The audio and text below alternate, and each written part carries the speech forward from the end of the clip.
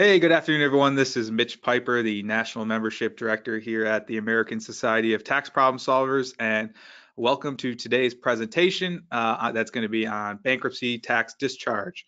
Before we get started, I'm going to just go over a few ground rules or housekeeping items, and then we'll get started. So let's see where to start. Questions. So if you have any questions during the presentation, you can type them into the question box. Looks like some of you guys have already found it and are typing in things here. The handouts you can find either in the link that you clicked on to join the webinar, or there is a handout section that you can download all the handouts. I condensed all, I think Roger had about 3 or 4 handouts. I combined them into one PDF for you guys so you can download those. And to get, so actually, I think we had put 1 hour of credit, or I had put 1 hour of credit in all the emails, but as long as you guys stay on here for an hour and 40 minutes, then we are going to give you 2 hours of credit. So, but if you can't stay for the whole time, you'll still get 1 hour. Just make sure you answer the polling questions, which there will be 5 or 6 of. And then the certificates, I want to do my best to get those out to you tomorrow. So please just download those right away. And actually, it was funny. Me and Carolyn were just talking a few minutes ago. We really appreciate it. It's been awesome the last couple of months. Everybody's been doing such a great job of downloading their certificates. We haven't hardly gotten any calls or anything about requesting them, or you guys are also doing a great job of logging into the webinars too. We haven't really gotten any calls of anybody saying that they were having trouble. So everybody's getting really good at this webinar thing. So that's pretty cool. Upcoming events, some of you may have just seen, we don't have too much going on in August. It's pretty quiet for us, but Dallas is filling up pretty quick. That's September 13th and 14th. I think we have 15 or 16 seats left for that. And then Buffalo, that's actually right in our office. That's actually a pretty small boot camp. We'll probably limit that to about 12 seats, and that's about half full. That's September 22nd and 23rd. But other than that, Roger and I were lucky enough to get out of Baltimore from the Baltimore boot camp yesterday. So I know some of you guys I see on here that were with us in Maryland. So hopefully you guys got home without any major issues. But well, without further ado, let's get started. Roger, you ready? Yep, I'm ready to go. Can you hear me? All right. Yeah, let's do it. Okay, so yeah, as Mitch said, I spent the night in Atlanta last night because we didn't leave Baltimore till midnight with the rain. So for everybody that didn't make it out, you'll probably make it today. Not going to spend too much time on this. Most everybody's been through ASTPS, but my name's Roger Nemeth. I'm an enrolled agent. I forgot to add Mitch, help me out here. What is it? The certification. But anyways, I've got my certification. Certified tax resolution specialist. Yep, so I've got that as well that I can add, and I got that through ASTPS. Started managing tax franchises in 06, developed Audit Detective, the transcript program in 2010, qualified as an NTPI fellow in 2015, qualified as an ASTPS CSTRC, and I'll get those, I promise, for the next one this year. Worked for a programmer with the largest tax resolution company, integrating automated transcript systems into workflow programs, and that's where my background comes with the transcripts. Assisted in the downloading and research of over 30 million transcripts, and to date, our software has been used to download well over 100 million. It's actually closer to 200. That's why it says 1/5 of a billion. And on we go. So also, we're going to put this out now. It's a tentative date, but the next webinar that I'm doing with ASTPS will be on or about September 20th, and we'll get some more information out as we get closer. This one's going to be a tax resolution case study webinar, and that webinar will present a tax resolution scenario with different variables. Software, obviously, tax help software will be used to evaluate the case and create the required IRS forms. For those that have done a boot camp through ASTPS, it's going to be very similar to one of the scenarios in the boot camp. The difference is going to be, instead of doing it by hand on the form, it's going to be completely done in the software, kind of as process improvement, how to keep your payroll down, and also as a tutorial on the software, but it is by no means just a product demo. And future webinar suggestions. So Mitch and I always talk about these things. Would love to hear what topics you're interested in. There's a topic or I guess a conversation going on the ASTPS Facebook page. There's some really good recommendations in there, but not everybody's in that Facebook group. And I would love to get suggestions on what everybody is interested in. You can send those questions to me at info@auditdetective.com. Also, with the amount of material today, I've already gotten some emails with questions about specific bankruptcy cases and things like that. We'll talk about, some of that does need to go through an attorney versus an enrolled agent like I am. But if you have a specific question about bankruptcy, if we're limited in time, send the inquiries to info@auditdetective.com. We'll try to answer some questions during the seminar or the webinar here, but you can reach me at that info@auditdetective.com. All right, so the handout overview. We have the bankruptcy discharge cheat sheet. I love the cheat sheets because you go through 2 hours of this and 3 weeks from now, you're trying to remember what the highlights were. The cheat sheets have been real good for us, and I did one for the bankruptcy discharge. I also did the flow chart. We've gotten real good feedback on the flow charts of basically the steps to go through. It's gonna mirror the presentation, but the presentation's broken into 2 parts, and you'll see how that lays out. I also created a marketing letter to bankruptcy attorneys. It's in a Word format. I think Mitch may have converted it to PDF. If he did, you can always just copy it, put it in Word, and modify it as you wish. And then the one relating to the presentation specifically about content is the IRS memo reference to original returns before SFR assessments. And that might sound a little Greek to you, but when we get to that point, that's a real important memo for you. And what I'm going to do is I wanted to hit escape out, and I'm going to go through the handouts with you. Let's see here. Hit cancel. All right. So here's the evaluation flow chart. It just kind of talks you through the interview of the client, the obtain the transcripts. Some of you were on the presentation about how to do an onboarding for a tax resolution client. This is going to be very similar to that, walking you through the issue. And bankruptcy should be something that you evaluate as well. So we provided that one there. And then we did the cheat sheet. Not going to go over this one in detail, but here it is. This is something you can print. It's single page. It's just the real quick highlights from the presentation, the featured points, one might say. And then let me get into the marketing letter. So we've been starting to do marketing templates. I've always been asked to do them. We've got one that's about to be integrated with the program. It is called IRS audit detection and account tracking. And it has the template that you could give to the customer, set the price, and basically use it to generate revenue with the whole transcript, acquiring transcripts. So for this presentation, there's going to be a lot of opportunities to monetize what you learn with bankruptcy attorneys. And what I did is generated this letter. I put my logo in. You're more than welcome, obviously, to put your own logo in. It's just easier to replace an existing logo sometimes when you're doing this. So that's why I put ours in. I didn't have time to just get a generic logo that you could replace. And definitely please replace our logo with your own or just delete it out. But it kind of goes through what you're going to be able to provide to that bankruptcy attorney. And one thing I wanted to point out, just getting transcripts for a bankruptcy attorney is sometimes all that they're looking for. They just don't like to deal with the IRS. So the range of services you can offer to a bankruptcy attorney goes from anything from just reviewing the IRS account or getting transcripts for them, all the way up to assisting in the calculation of when the bankruptcy calculations discharge.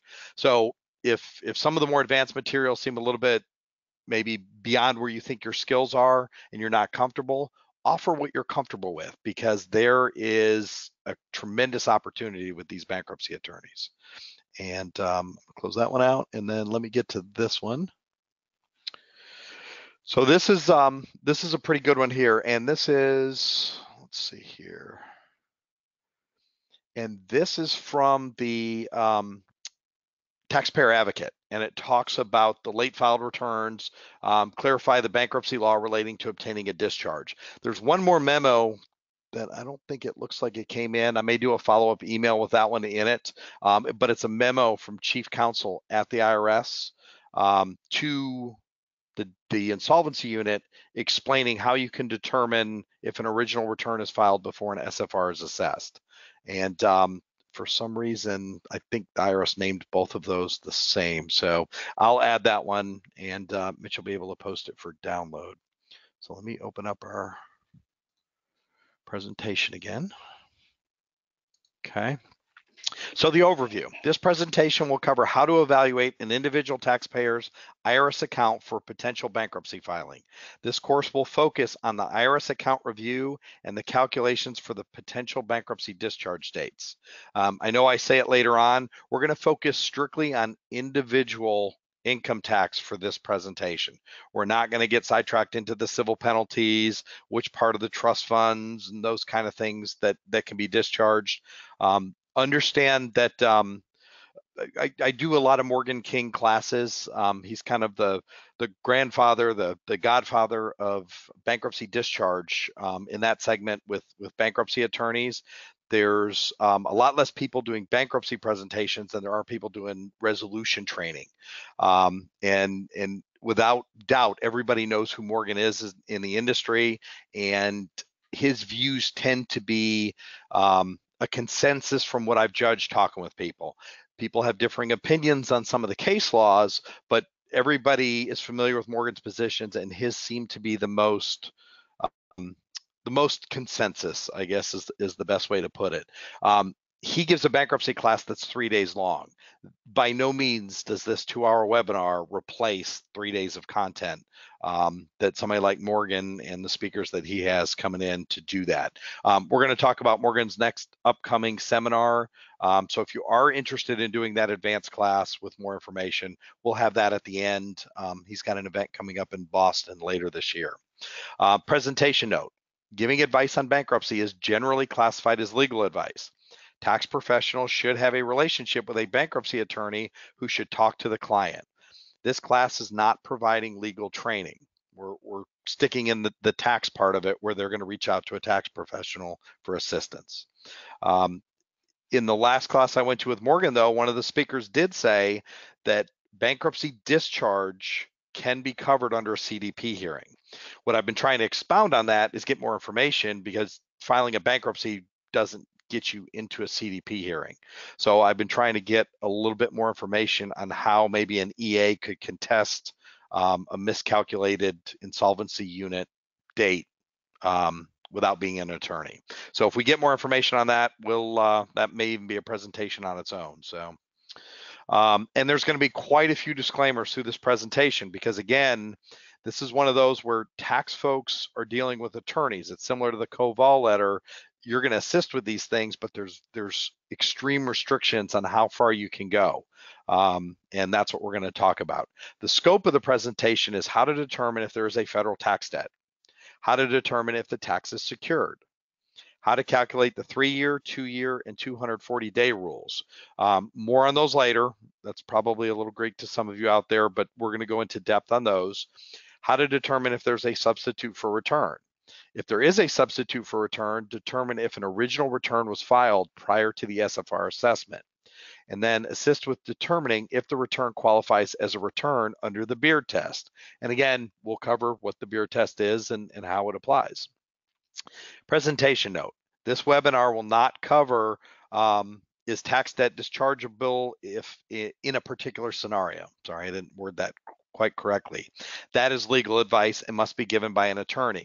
If you would like additional training on the subject, we'll discuss your options at the end. So if you're looking for a referral on a case or for more legal training, we'll talk about that at the end.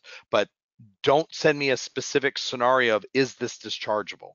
The question to me in assisting is going to be more along the lines of, did I calculate this 3-year rule correctly? And I will help you determine if it looks like it's been applied correctly. And I hope that explains the nuance of taking a legal position versus helping with the calculations. Another disclaimer, and then we'll get moving on.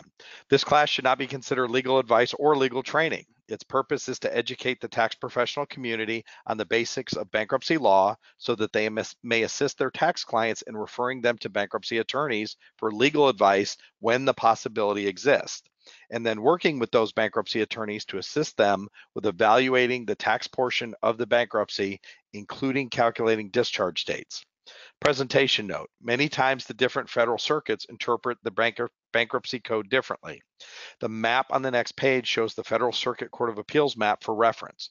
This presentation will not go into the different interpretations of each federal circuit. That is up to the bankruptcy attorney. Okay. The 3-year rules don't change much. There may be a case law on one that affects it versus the other. It's going to be different things that are going to apply to is something dischargeable in a certain circuit.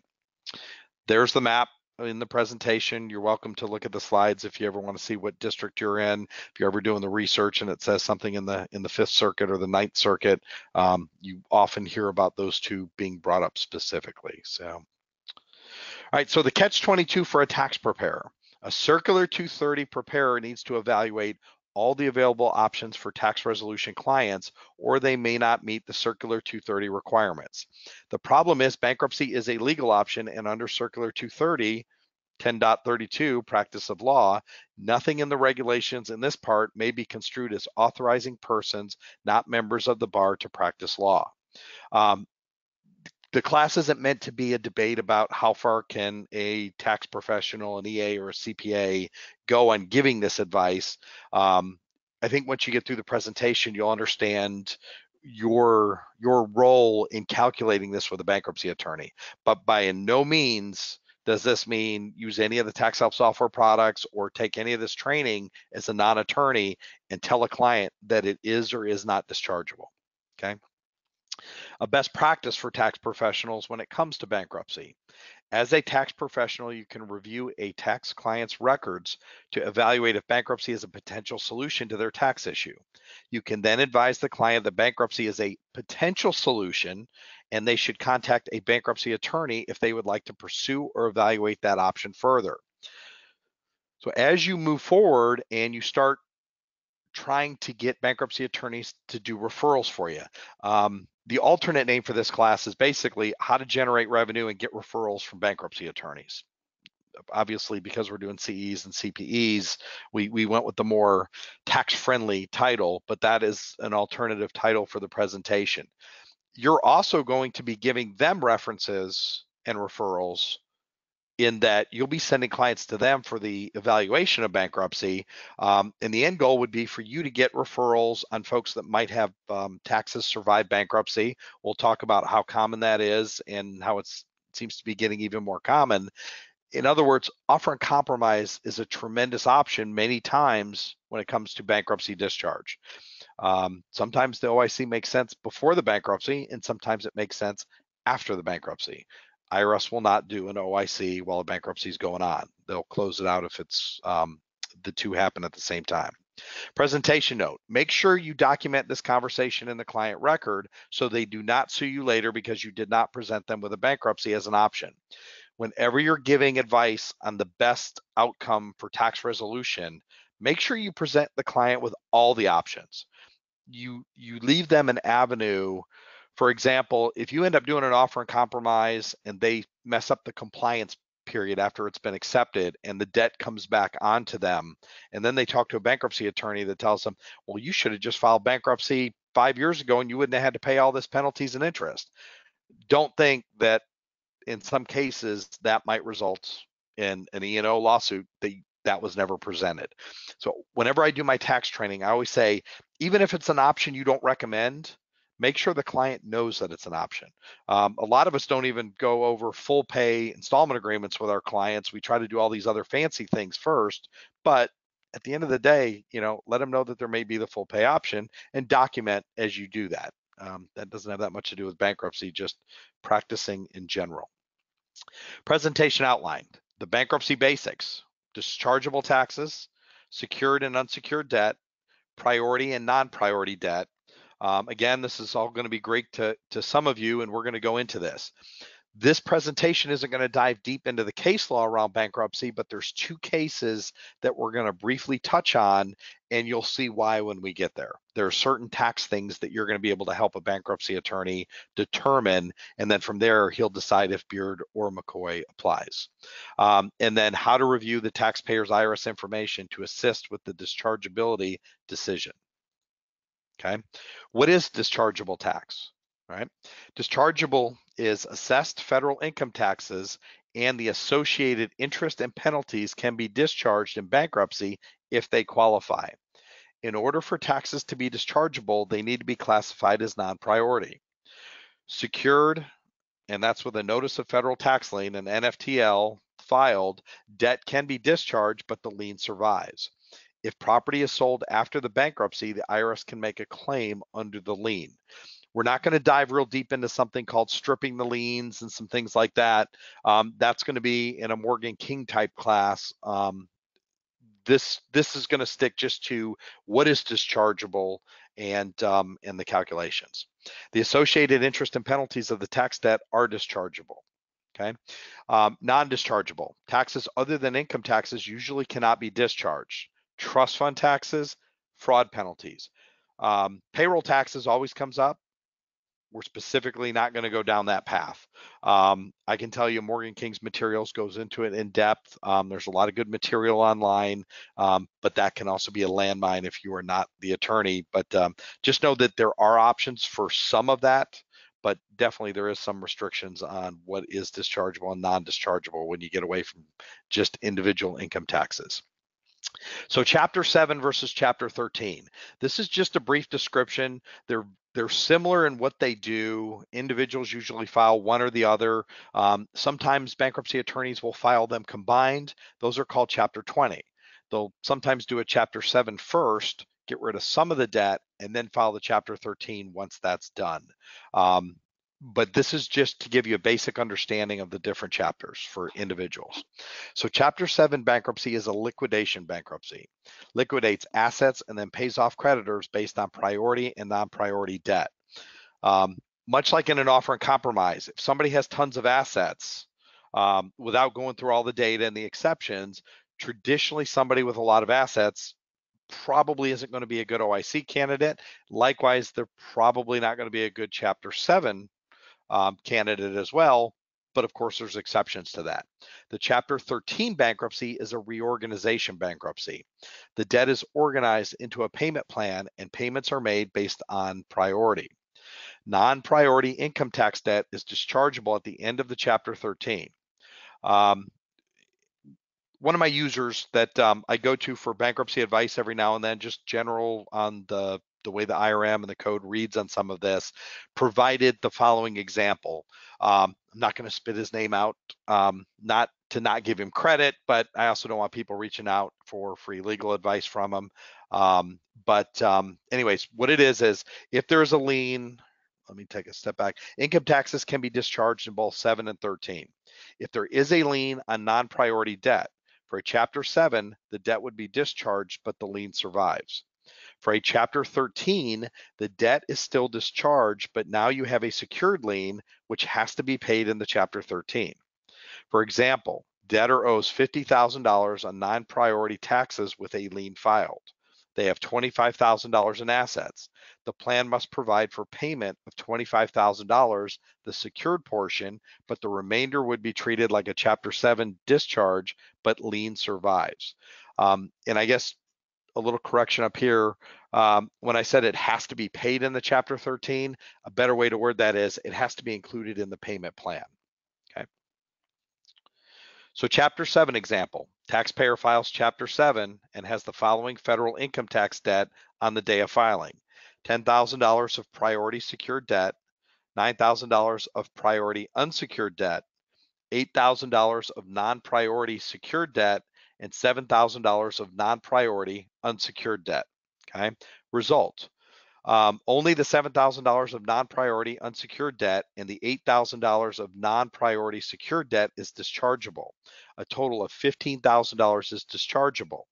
The lien still survives on the $8,000 of secured debt. What I wasn't able to get into the presentation, it got a little bit beyond the scope of it, and I know folks are going to ask, so let me just address it here. I'm not sure what it looks like on a transcript when the debt goes away, but the lien survives. Somebody presented me with the possibility of what might happen is the transcript would say 0. However, the lien unit at the IRS would be aware of the lien, and if somebody sold a piece of property, discovered the IRS lien, they would then send the payment in. I have no idea what that looks like on a transcript. If any of you have an example that you can redact and send to us, I would love to see it. And on to chapter 13. The taxpayer files chapter 13 and has the following federal income tax debt on the day of filing: 10,000 of priority secured, 9,000 of priority unsecured, 8,000 of non-priority secured, 7,000 of non-priority unsecured debt, and there's $4,000 of assets.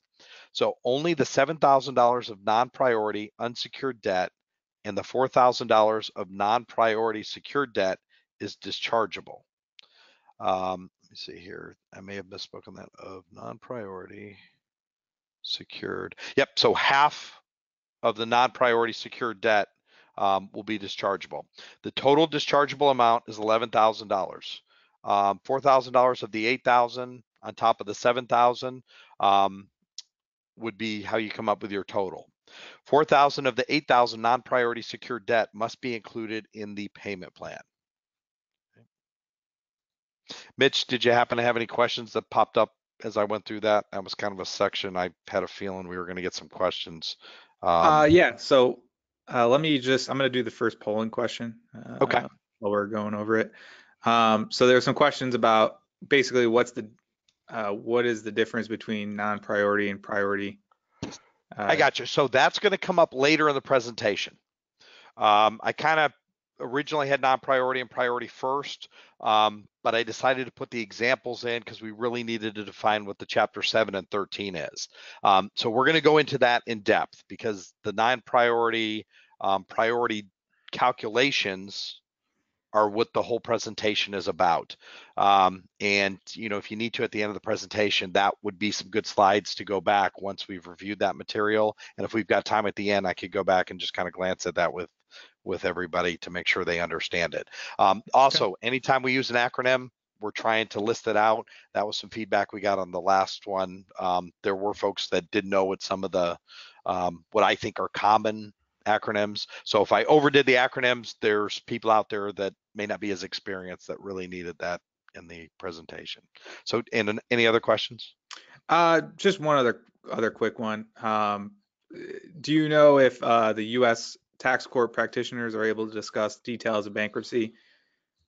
It is a different court. So the answer I got when I asked that in the Morgan King seminar, not just to Morgan, but other people in there, my impression was it's two separate courts. United States tax court practitioners can only practice in tax court and not bankruptcy.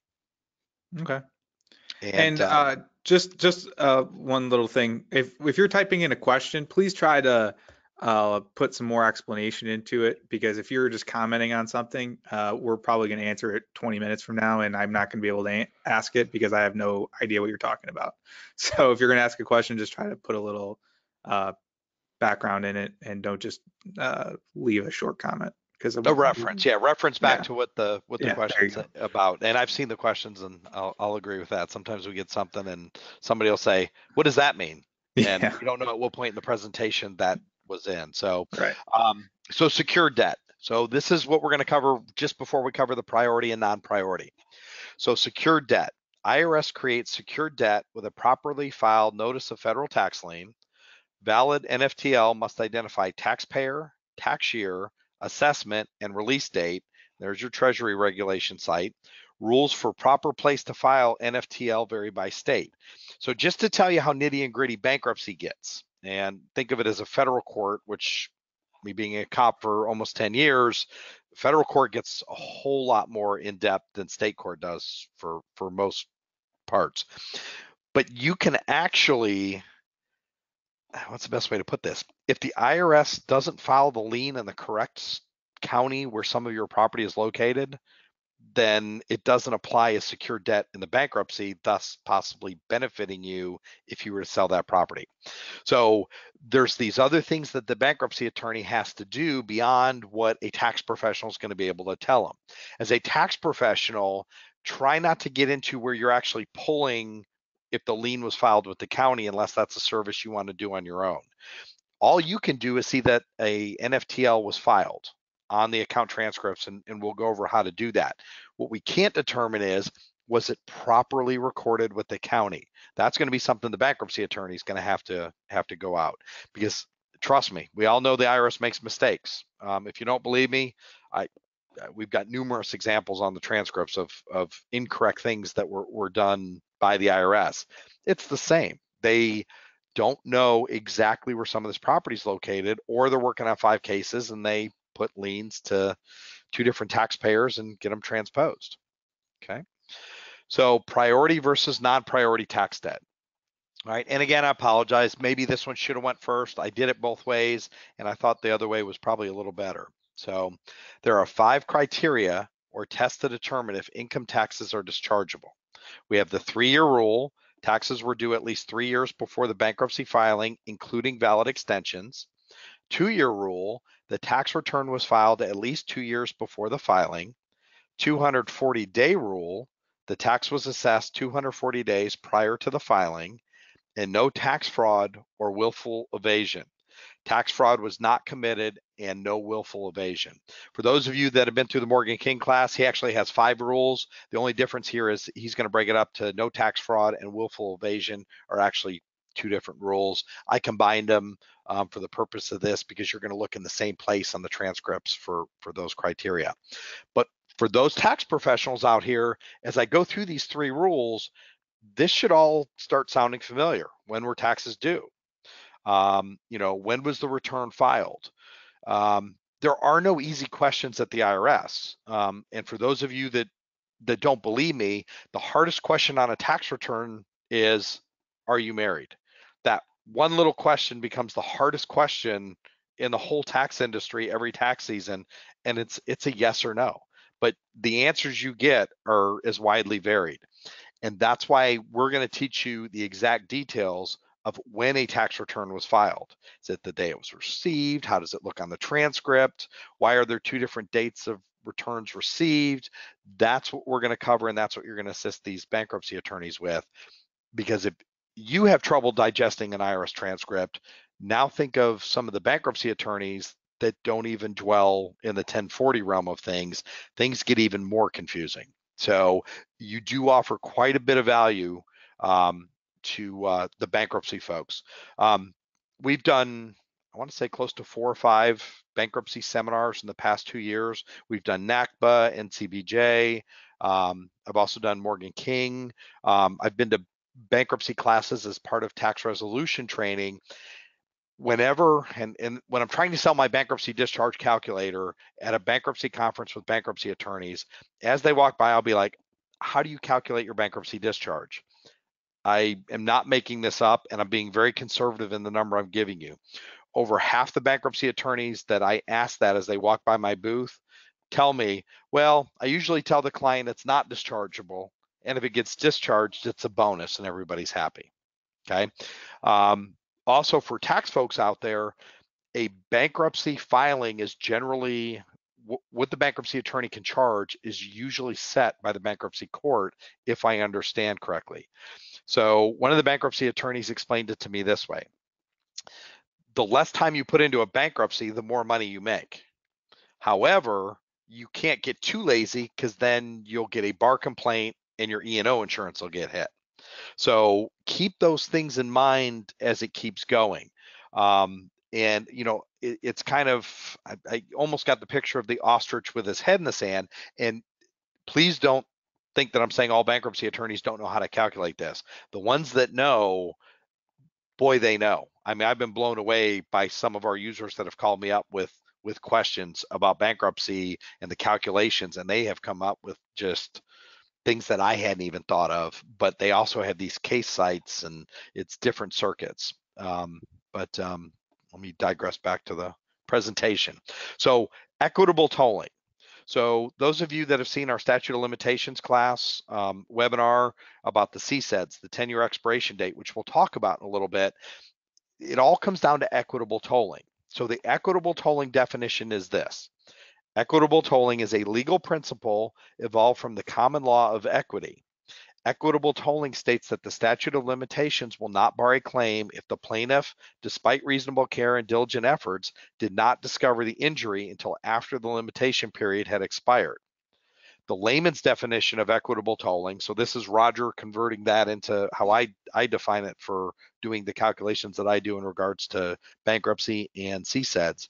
In regards to the IRS, is the legal position that a deadline will toll while the IRS is barred from collecting a tax debt. Okay, it's a little bit more complicated than that. If that was it at face value, then all the tolling events for a CSED calculation, and CSED is the collection statute expiration date. We'll go into it in a little bit. You would think bankruptcy would have exactly the same tolling criteria that has, but thanks to what we call case law and existing cases, they're similar but extremely different. And we'll go through those examples coming up. Presentation note. Common sense would indicate that all the tolling events that affect the collection statute expiration date would also apply to the bankruptcy rules as well. This is not the case. Only prior bankruptcies, CDP hearings, and offer and compromises toll some of the bankruptcy rules. Made it real quick. People like the visuals. Here's the bankruptcy tolling events. So there are different people that interpret the law differently. I've kind of, again, gone with the consensus. So if you're a bankruptcy attorney that's looking at this and you do something differently, by all means, there are different positions on this. My whole goal in creating this was to give you the one that I think had the greatest consensus from doing the research. So as you see, the prior bankruptcy applies to the 3-year rule and the 240-day rule. The collection due process hearing, again, the 3-year and the 240-day rule. The offer and compromise only applies to the 240-day rule. No pending installment agreements. No person out of the country that I could find in any of the bankruptcy rulings. I couldn't find any military service. There's a lot of things out there that toll CD or the CSED dates that again don't apply. And then over on the right, the additional days. So prior bankruptcy and CDPs tolls an additional 90 days, and the offer and compromise only tolls for 30. Now, there was some conjecture, and this came up, and I think I've got a pretty good handle on it. So when a CSED, a prior bankruptcy adds 180 days. So the conversation at Morgan's 3-day seminar in San Francisco earlier this year, as I had several people to bounce it off, was, so in calculating tolling events as they apply to the 3-year and the 240-day rule for a prior bankruptcy, do you do the start date of the bankruptcy to the end date plus the 180 days? Because again, that's how long the IRS is barred from collections. And then do you add the 90 days on top of the 180 days? And the conjecture was you don't stack additional days. So for a rejected offer and compromise that generally tolls for an additional 30 days in the CSED dates, you wouldn't do 30 and 30. It would just be the 130 for bankruptcy. And then for the CSED calculation, again, it would only be the 130 there as well. But be advised, courts could make new rulings that could expand or contract equitable tolling. For example, a court could rule equitable tolling could be applied to the 2-year rule. In Morgan's presentation in San Francisco, it came up as a possibility, but I didn't get any feedback from anybody that they had cases where the 2-year rule had tolled. Not to say that there aren't some, but again, for the most part, as far as I can find, there is no tolling for the 2-year rule currently in most or all of the circuits. So offer and compromise tolling. OIC tolling is different for bankruptcy than it is for CSED. In bankruptcy, the OIC tolls from pending date to the rejected date plus 30, or if the OIC is accepted, then it tolls from the pending date through the duration of the OIC, whether it is completed successfully, includes the 5-year compliance timeframe, or the default date plus 30 days. So again, if the OIC is accepted for a CSED, it's just pending to accepted date. But for bankruptcy, it can be a tremendous tolling event because again, it goes from pending to accepted, keeps going until it either completes successfully or they're bounced out for noncompliance. So you literally could have a CSED that's close to 7 years. The IRS has 2 years, which they can pend an OIC. You have a 5-year compliance time after acceptance. So be careful with offering compromises if bankruptcy is ever an option in the future, because it's not just pending to accepted, it's the whole time frame. And then to clarify, the CSED OIC tolling is only from the pending to accepted or rejected, not the duration plus 30 days for rejected OIC. The CDP and prior bankruptcy tolling are from the start of the event to the end plus 90 days. That's just a reminder that the other 2 tolling events for bankruptcy have the 90-day additional days, not the 30. All right, so here's the interesting one that comes up just to get you to think how complicated these things get in bankruptcy. Accepted OIC trap in bankruptcy. What happens if a taxpayer has an accepted OIC, the debt has been written off, but they are still in the 5-year compliance period? During that time, they file a Chapter 7. For this example, assume the written off balance would have been non-priority unsecured debt. Once the taxpayer emerges from bankruptcy, they default during their compliance period and the debt is placed back on the account. Because there is no debt, I don't know the answer to this. I've bounced it off several bankruptcy attorneys. One recommended that you would include written off debt because technically it's still a liability, but not sure how the insolvency unit looks at it. But this is just, the old Arsenio Hall, things that make you go, all right. So, all right, confirm prior bankruptcy with PACER. All right, so PACER is the public access to court electronic records. It's the portal where anyone can access federal public court documents.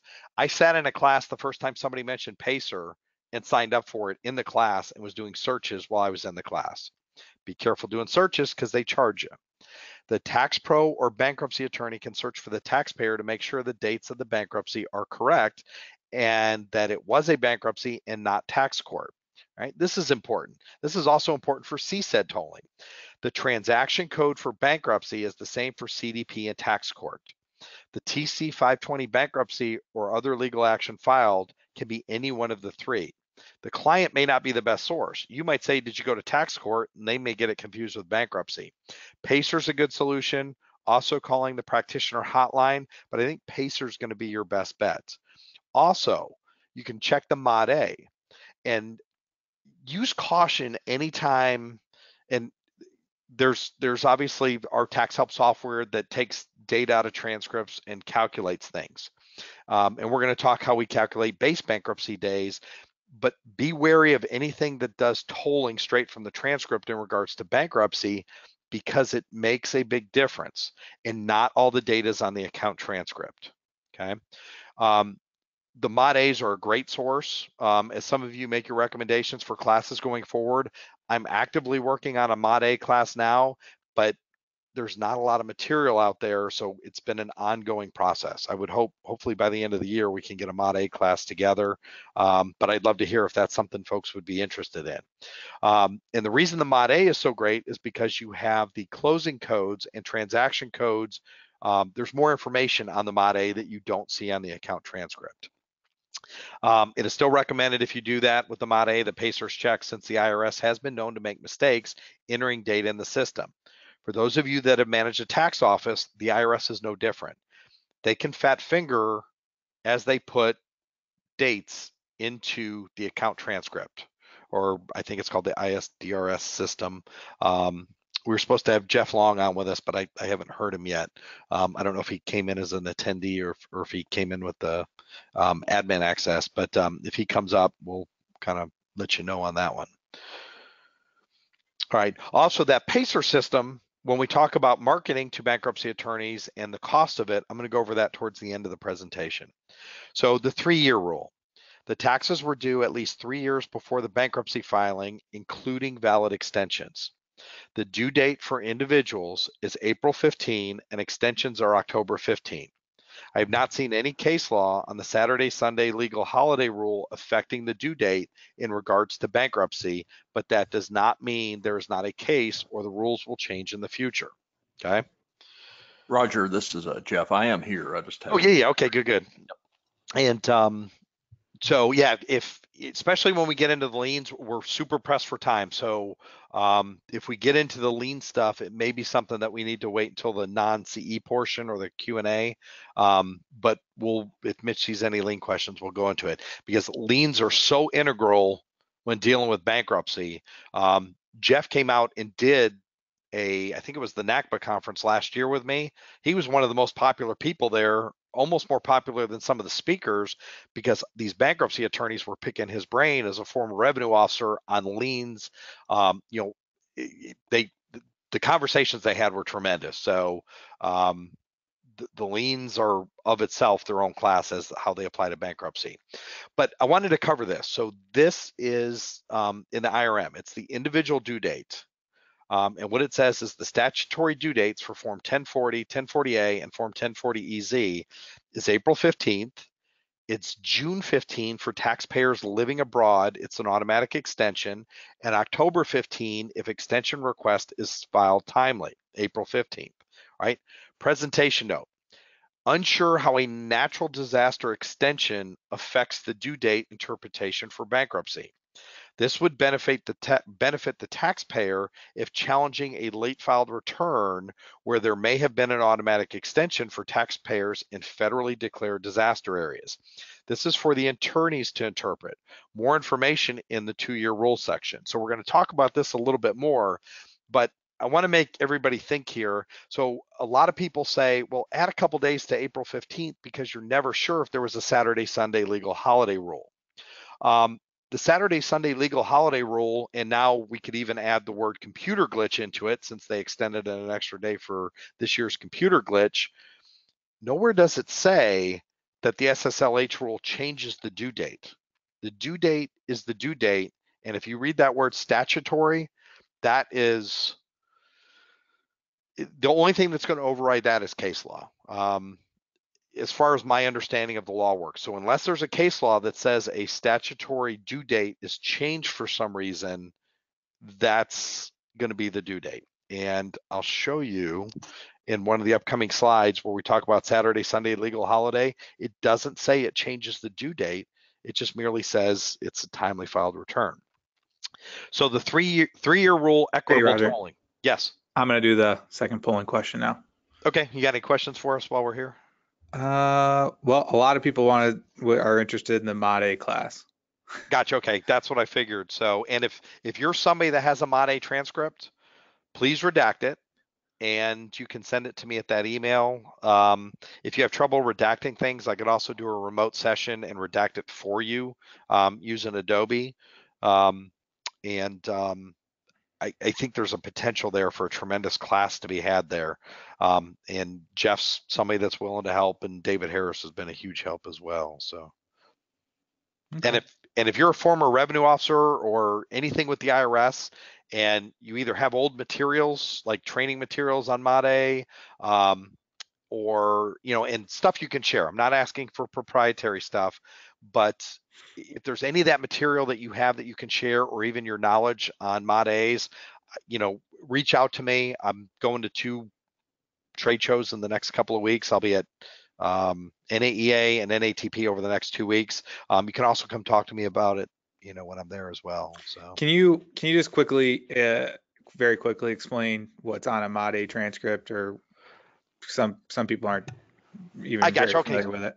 So a Mod A transcript, I really wish we could get them electronically because it has what's called closing codes on there. So for example, when you see that bankruptcy or other legal action code, the closing code or the additional transaction code, they're called CC codes, and some other codes are on there, but it tells you what it really means. Like for example, a pending installment agreement that's been rejected doesn't show up anywhere on an account transcript. There is no transcript or transaction code on a regular account transcript that says installment agreement rejected. It only resides on the Mod A. So the Mod A in essence is a detailed account transcript, and it includes things like the ACED date, how long they have to audit, the RCED date, how long that the client can get a refund, and the all-important CCED date is on the Mod A. Not that it's accurate, but that's the one that the IRS has in their system. So Mod A has a tremendous amount of information for both tax professionals, tax resolution people, and bankruptcy attorneys. And Roger, could I step in just for a second? Sure. The tax mod A really is, in my mind, the go-to document. So it's got stuff on there like uh, there's a dollar amount that the IRS actually believes, the IRS computer believes can be collected from the taxpayer. And that's a really important number because that kind of triggers how that comes out of the queue when a manager selects what's going to happen. I've had a case probably 4 years ago where I had the tax mod in front of me, and it actually said that it was like $900, and the computer had calculated $900 as potentially collectible. And then I looked at the others, and so it was a total of $900. And I'm talking to the RO, and I said, well, I don't even understand why this case came out. And I said, look at the tax mod, and they did, and I draw their attention to that number. And I said, could I speak to the manager? Sure. The RO did not want to be bothered with this case. Knew it was a dud. Knew there was no low-hanging fruit. Nothing. And I talked to the manager. Manager's like, I don't know how that came out of the queue. Let's just, we'll survey it. Boom. Well, you don't get a letter or anything from the IRS. It's just there's no longer a case. It goes back in the queue. It's gone. So tax mod A is really cool, and Roger's working on it. I've got some inputs on it. I think the biggest problem is it's just kind of hard to get your hands on it. You're going through priority practitioner line is the best place to get it. ACS and RO simply will not give it to you. And truth be known, there are 3 or 4 items on there that should be redacted, like are they potentially dangerous taxpayer, PDT. There's other things, fraud referral indicator that need to be redacted. So hey Jeff, we got to get going. Yep. But yeah, the Mod A is definitely going to be a good class. It would apply to this class as well. But yeah, we'll definitely keep working on it. And LG's given me some information on that as well. So we're 10 slides behind, so we're not doing too bad. We did kind of cover a lot of disclosure issue and those kind of things early, so it's going to pick up from here. The last few slides are the marketing materials. So if we do run over a little bit long, it's going to be where we talk about marketing. So you'll be good if you have to get off at the hour 40 mark. At the very end of the presentation, I'm actually going to do a couple of just quick demos of some basic bankruptcy discharge calculations in the software. That portion is completely not part of the CEs. It's a straight out product demo, but for those of you that don't even use the software, I think there'll be some information on there that would benefit you as well. So, and we've already talked about the 3-year rule, but I'm trying to enforce it by talking to it just the overview, and then as we go into debt, and then reinforced with examples. And I know you're going to get to the end of this presentation and go, it's 3-year this, 2-year that. I'm so confused. You've got a cheat sheet, you've got a flow chart. When you're done going through this, and when I came up with this scenario, I've got 2 of Morgan King's. I got his Bible that's literally, I think, 700 pages, and I've got a more reduced copy from just the recent webinar that I went to, or the recent seminar. I literally had them on my desk as I was going through looking at my case studies, reviewing them. This is not something you're going to listen to my webinar and be an expert. It takes a little bit more to it. I think the rewards are there with the referrals and the bankruptcy folks. However, just be advised, this is not Roger's just going to spit out some information like first time abatement and you're going to be able to do 20 of these. But you have this presentation in your handouts, the slides, and you can search for the words you want and go to them. So prior bankruptcies, tolls for the duration of the bankruptcy plus 90 days, collection due process hearing, tolls for the duration of the hearing plus 90 days, okay? So the 2-year rule, the tax return was filed at least 2 years before the filing. This is the most complicated of the 5 rules criteria regarding non-priority debt. This gets complicated because what qualifies as a tax return needs to be established. This will be discussed on an upcoming slide, and that's the beard test.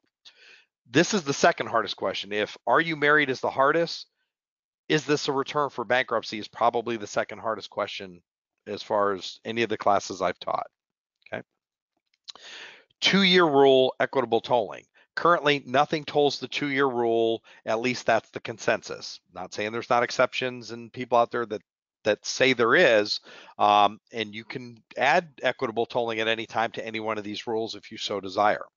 The courts could change their interpretations of the law at any time and start applying tolling.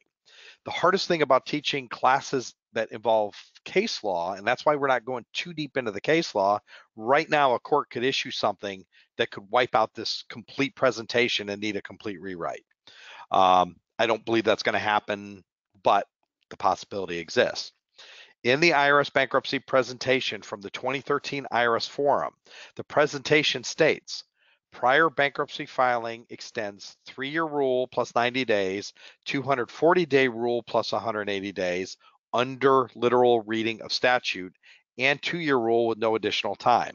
I wish I could ask the person that created that presentation. It was given at a forum 5 years ago, but I think the parentheses indicate that if you really read the literal statute, it should apply, but it doesn't. That's kind of how I interpreted it. And again, not an attorney, don't play one on TV, not playing one for the webinar. I'm an enrolled agent and will help with those calculations. I have not found this tolling position in any other literature, and this is just an example of different interpretations of the same code. Okay.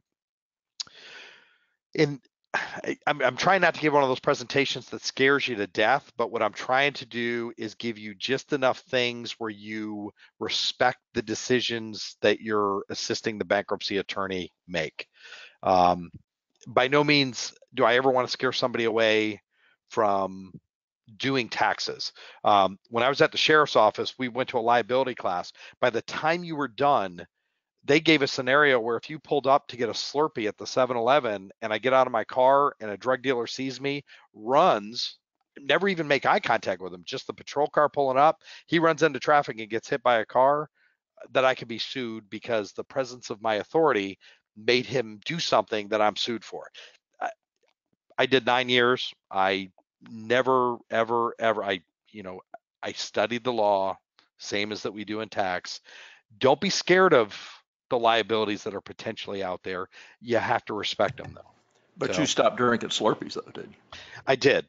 So at the same time, my weight kind of gradually stopped. So growing. So what qualifies as a tax return? So we're going to spend a little bit of time on this section because this is the most difficult thing that you're going to do. But everything I'm telling you here as a tax professional should sound familiar, and you're going to see where you could add this to a bankruptcy attorney's arsenal in assisting with this. He knows the case law about the return filing. He just doesn't know how to get the data to determine what the actual data is. So a timely file 1040 qualifies as a tax return. An agreed upon SFR IRC section 6020A in some districts. This is basically an SFR where the taxpayer signs agreeing to the assessment. So some of the literature out there says, well, we'll get to the beer test and we'll go over that. A late file 1040 that is filed prior to an unagreed SFR, the 6020B assessment, and in some federal courts, late filed returns, even if 1 day late or with reasonable cause, do not qualify based on McCoy ruling. More on this in the next slide. That McCoy ruling is important to you as a tax professional. It's one of the reasons that a lot of this tax debt is surviving bankruptcy. This is why bankruptcy attorneys are starting to get interested in offering compromises, whether they do them themselves or if they want to farm it out as a referral, just to help their clients. At the ASTPS boot camp in Baltimore this week, there was a bankruptcy attorney that was there, knows her stuff. And I had met and talked with her, and some other people had said, the upside is bankruptcies are limited how much a bankruptcy attorney can charge for each bankruptcy. As we all know, offering compromise is generally the average rate for going OIC on some decent tax debts between 5 and 10 grand. Some people do it less, some people do it more, but it's a lot more than folks can get in bankruptcy. That's what gets a lot of the bankruptcy attorneys' attentions. And some of them go through, do the training and learn how to do this, and other ones would rather farm the work out. So again, reinforcing why this is such an important buzzword in the marketing event. Tax resolution is, I don't want to say it's a commodity because people are good at it, and some people are better at it than others. But for the most part, there's a lot of people that know how to do tax resolution. What determines if you're going to succeed in making money in tax resolution is the number of cases that come in your door. And that's what we're trying to share. This seems to be the new hot topic. If I was doing a class on lien lists, unless you're one of those very few people that's having success with lien lists are pretty much, beat down. They don't work for most people. This seems to be a good source of those quality leads that we're all looking for. So, or at least those that are still practicing. I don't practice anymore. The McCoy case. On January 25th, 2012, the Fifth Circuit Court of Appeals ruled on Linda McCoy versus Mississippi State Tax Commission that a late filed return did not meet the definition of a return under U.S. Code Section 11. And then you're welcome to look at the exact site in the case. Okay. This case was about a state tax, but it has since been applied to any income taxes, including federal tax. As far as I can tell, the IRS still recognizes late filed returns and the 2-year rule, but the courts can decide on their own. Okay. Even if the IRS does not pursue a McCoy ruling, the court may as well as the states. Should be a comma there. The federal districts that recognize McCoy interpret a return even 1 day late is not a return. And that's what gets so crazy about this whole thing. Okay. 1 day late, even though there's this 2-year rule that says, basically a late filed return, it has to be 2 years before. It's just, I don't know the best way to describe it. Lawyers can probably describe it better. It's that gray area of law where lawyers thrive and the good ones really make their reputations on. So the 240-day rule. The tax was assessed at least 240 days prior to the filing. Okay. The 240-day rule, equitable tolling, is prior bankruptcies plus 90, just like the 3-year rule. The CDP, the same, 90 days, also the same as the 3-year rule. The change here between the 240-day rule and the 3-year rule is that the offer and compromise tolls. All right, and it tolls for the time the OIC is pending, and if accepted, tolls for the duration of the OIC plus an additional 30 days. Okay. And the way the presentation is laid out, we're trying to enforce what all these things are. So basic description, a little bit more detailed. Towards the end of the presentation, it's the how to calculate. So that is coming up. I know some of you are chomping at the bit. So evaluate the taxpayer's eligibility for tax dischargeability. This is where you're going to look at the flow chart in your handouts and go through it along with this. The flow chart matches this slide pretty much point per point, okay? So first off, determine which years have tax debt. Check the account transcript, separate assessment, and civil penalty transcripts. Also need to check if there is an EIN for payroll, unemployment returns, and request 940, 941, 43, 44, or 45. We're really not diving into the depths of what's dischargeable in those transcripts, but if you're assisting a bankruptcy attorney and somebody has a Schedule C, go that extra step and make sure you check for that EIN and get that data to the bankruptcy attorney. Okay.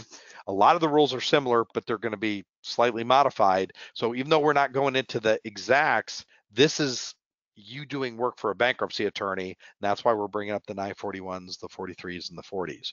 Also, anytime you're pulling an account transcript on this, you got to check for separate assessments. You can actually look at an account transcript that says 0, and they could have $1 million of debt on the separate assessment. And unless you pull it, you won't know it till the client comes in or doesn't get $1 million discharged because you didn't know about it. And then civil penalty debt, it's a whole different ball game, but for the purposes of this slide, this is you providing the bankruptcy attorney with the information that you have access through the transcripts. So next, confirm the taxpayer is compliant. Compliant for bankruptcy, not IRS collections. Determine if the returns pass the Beard test. Okay, we're going to go into each one of these points in detail. Is the debt secure? Check for tax liens. Is the debt priority? For each year with tax debt, calculate the 3-year, 2-year, and 240-day rules. Check for tax fraud and willful evasion. Check to see if the tax return was late filed. If an SFR is present, determine if an original return was filed before the SFR was assessed. Also, calculate the CSED dates and verify them with the IRS. If the CSED expires in 30 days and the primary reason for the bankruptcy is to get rid of the tax debt, let the CSEDs run out. And most bankruptcy attorneys I talk to, and if you happen to be one of the ones I talked to this week, and I'm not talking about you, I'm talking when I go to NACBA, folks that haven't gone to a boot camp and haven't educated themselves on it, they have no idea what a CSED is. They always say, oh, isn't that thingy where the debt just falls off? That's kind of the general legal terminology for most bankruptcy attorneys on the CSEDs, because they know it falls off, but they have no idea. And then the last one is evaluate other tax resolution options. So since you've got the opportunity to go through all this, evaluate the other tax resolution options. And don't forget, you can also engage in a COVOL letter with a bankruptcy attorney. The difference between a criminal attorney and a bankruptcy attorney, they all pass the same bar for the state. It's just what they've decided to label themselves as, and hopefully what discipline they train themselves in additionally. Now, with that being said, I met attorneys that primarily do DUIs, and I asked them why they went to the NACBA seminar in Denver. And a lot of them said, well, I wanted to come to Denver and I had to get my credits. So they still apply, even though I'm primarily a DUI attorney. So just an interesting background there on the difference between the different types of labels on attorneys. So we did the bankruptcy flowchart handout. I've already reviewed it. You're welcome to review it on your own. It's basically the next part of the presentation, and then each one of these slides will correspond with a step on that flowchart. So, anybody that knows me, all the data starts with IRS transcripts. The more you talk to the client, the less money you make. To begin the evaluation of a taxpayer's eligibility for bankruptcy, the IRS account transcript should be acquired. Optionally, but if it was me, it would be mandatorily, the IRS Mod A transcript could be obtained. The Mod A transcripts are not available electronically and can be difficult to obtain. Try calling the practitioner hotline and ask for them. Some people have great success with that. Some people never get them. You can try the FOIA request. All right.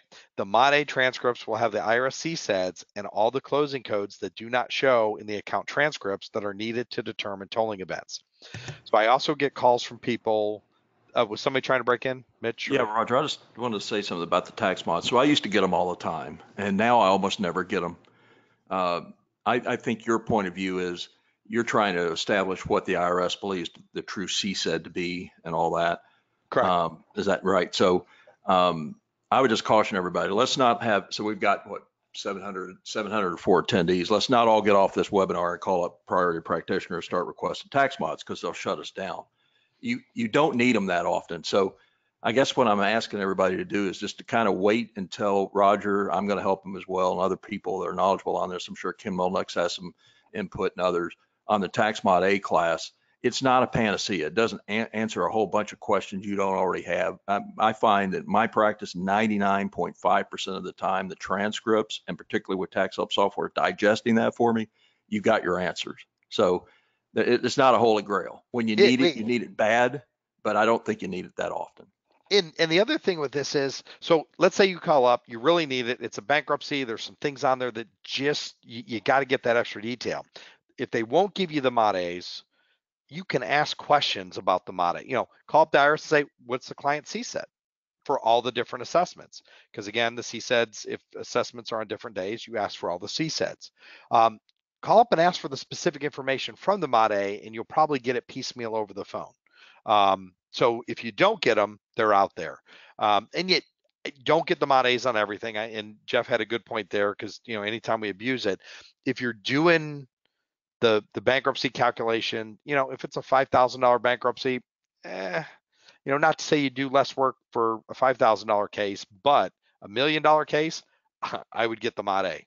Almost guaranteed every bit of time I would pull a Mod A just to make sure. So take it for a grain of salt. Please, not everybody asked for them, and we'll start working on that class, because it sounds like there's a lot of interest with a little bit more urgency. So is there income tax debt? So IRS income tax debt should appear on the IRS account transcripts. Make sure that you also obtain the separate assessment transcripts and the civil penalty transcript. These are often overlooked. Also check for existing IRS audits and exams, as they could assess additional taxes. I think this is what Morgan calls the hidden assessments or the surprise assessments. Um, but potentially, if they're in an audit and you're about to file bankruptcy, if there's no rush to get the bankruptcy filed, it might be worth waiting the 240 days after the exam hits. If you're in an audit with somebody and the client's evaluating bankruptcy and they're going to get hit for $50,000 in debt and they're in a non-McCoy district, so the non-late filing doesn't apply if they late filed. If everything else is out there, heck, let them assess. Why charge the client another $7,000 to assess when it's a borderline you're going to win it? Let them assess, let the 240 days get going, and then just file the bankruptcy. If the client knows that is their strategy, use it. So, and that's where, for those bankruptcy attorneys on this class, there are a lot of strategies out there that are going to be able to take place. Because if you start contesting an assessment, you can drag it on with CDPs and everything else for a long time. If you already know you're going into bankruptcy, they're not getting hammered on levies. If you can wait the 240 days and you're going to do a bankruptcy anyway, there's your solution.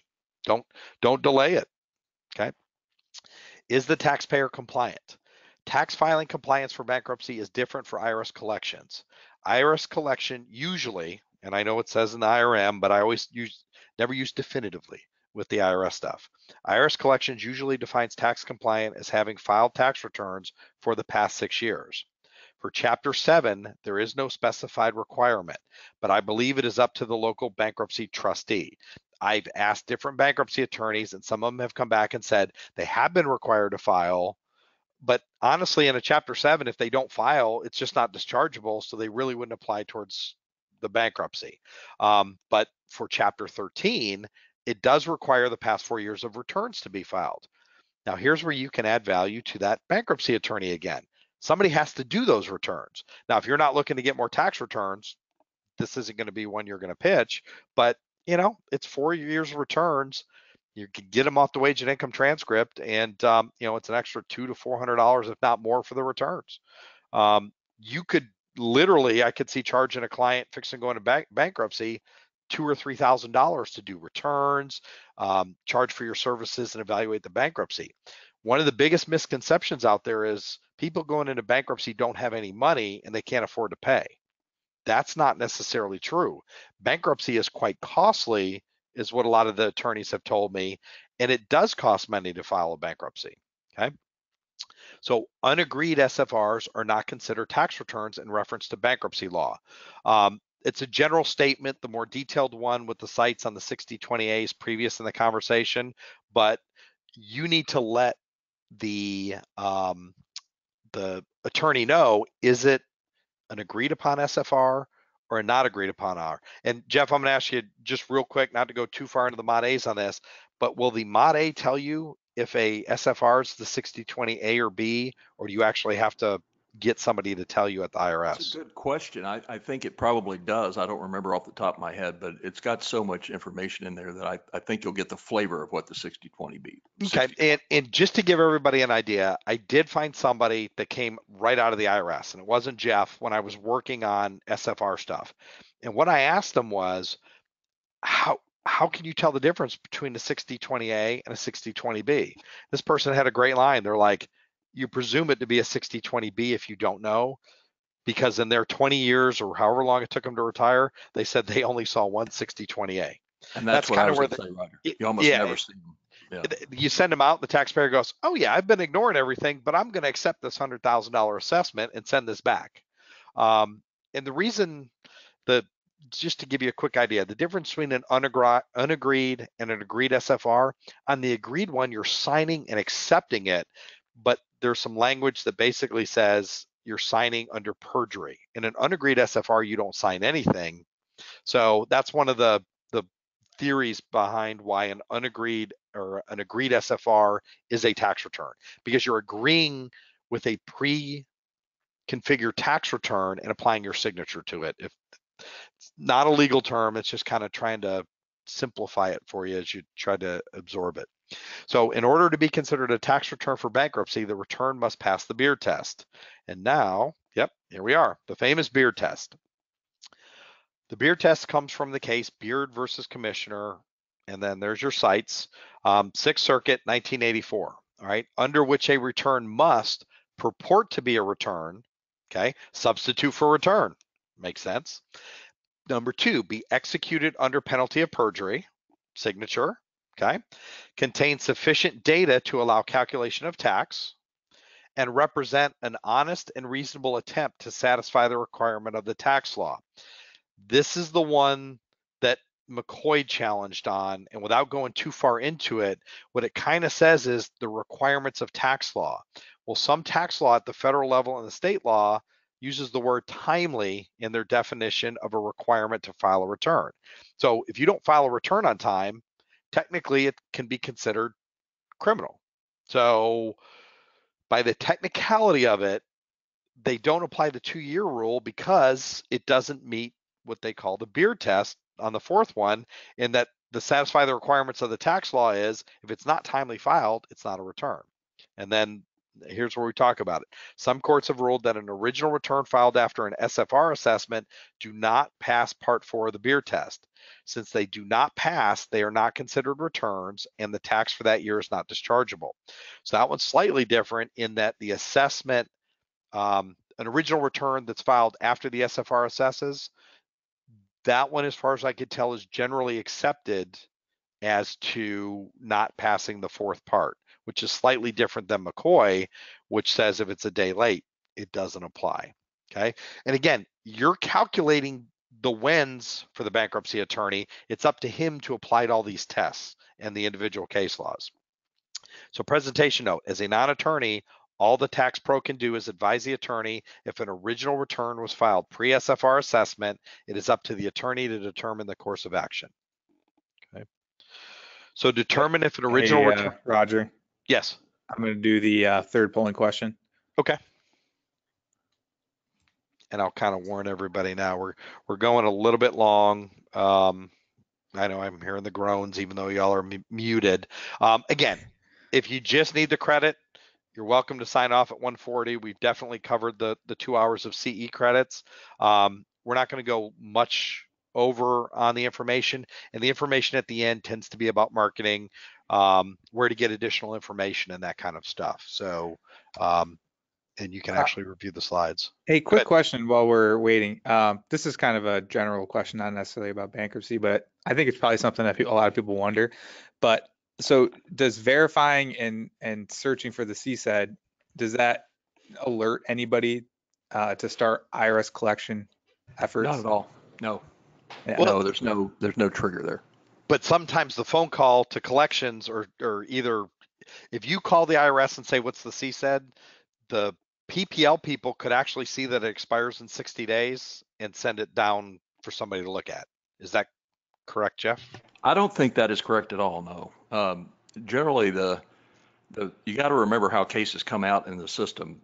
Manager and ACS and RO in the field is the same way. The worker bee doesn't select his case. The manager has 10,000 cases, can only put out 200 of them, this month, and there's all this criteria. So it's certainly not a criteria. If somebody called priority practitioner and asked about the CSED, and we noticed it was short, and now that's going to get upped in the queue. The two are not. Okay. They're not together at all. I gotcha. Yeah, my general recommendation when people call me and the CSED's getting close is, unless it's under levy, and if you're under levy, what else are they going to do to you? Maybe wait until after the calculated CSED goes past and then call. I can tell you from the transcript portion of it, if you call and get the transcripts or get them electronically, that should not trigger anything. The IRS, millions of transcripts are being downloaded, a lot of them for mortgage. They're not looking at every transcript request saying, hey, this might be something that we need to look at. So, but yeah, that one's, I've heard conflicting, Jeff being internal, definitely, weigh that with, he's been there. So, but I always hold my breath whenever somebody says, I'm gonna call and ask the CSED. And I'm like, if it's not under levy, wait, just, it doesn't hurt anything to wait if they're not under the levy. If the levy hits, then you can always, go ahead and dispute it. All right, so determine if an original return was filed pre-SFR assessment. The handout that we sent out that's labeled this way, apparently they got mixed up, but I'll send a follow-up or have Mitch send up a follow-up to this memo. This memo is important, and we'll talk about it here in a minute. And it's very difficult to determine if an original was filed pre-SFR. And what that means is the IRS starts the SFR proceedings, and usually several months later, they actually assess on it. Well, it's that window between when the SFR starts and the SFR assesses that this addresses it. And the second point here, thanks to Morgan King for discovering and providing an IRS memo that addresses this specific question. See the handout that we'll send here shortly. The memo is dated September 28, 2011, and the subject is determining dischargeability of late filed returns in which substitute for return was prepared under IRC 6020B. That's the unagreed SFR. You should provide this memo to any bankruptcy attorneys you work with. That's why it's important I get it to you.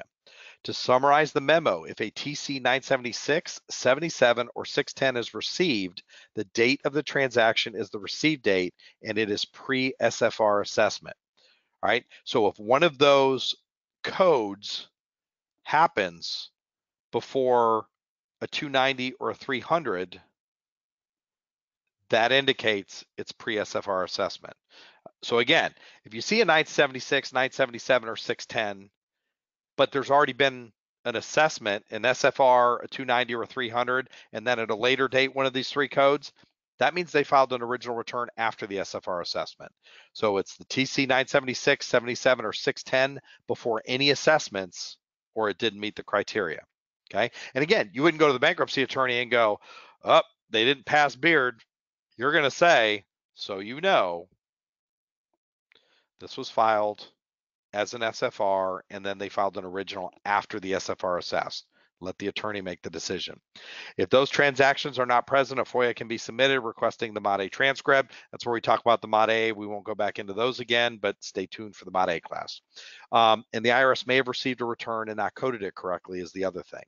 So even in that memo, it talks about, even if those three codes aren't in there, you can go one further step, because if the IRS didn't code it correctly, it could also have had an original return pre-SFR, and you may see it in the notes on a FOIA request. And the FOIA would read, you know, any information on a return filed, including notes in the IRS system. So, what about an agreed upon SFR? An SFR under the 6020A is considered an agreed upon SFR. One indication of an agreed upon SFR is a TC code 599 with a closing code 89. The CC equals closing code.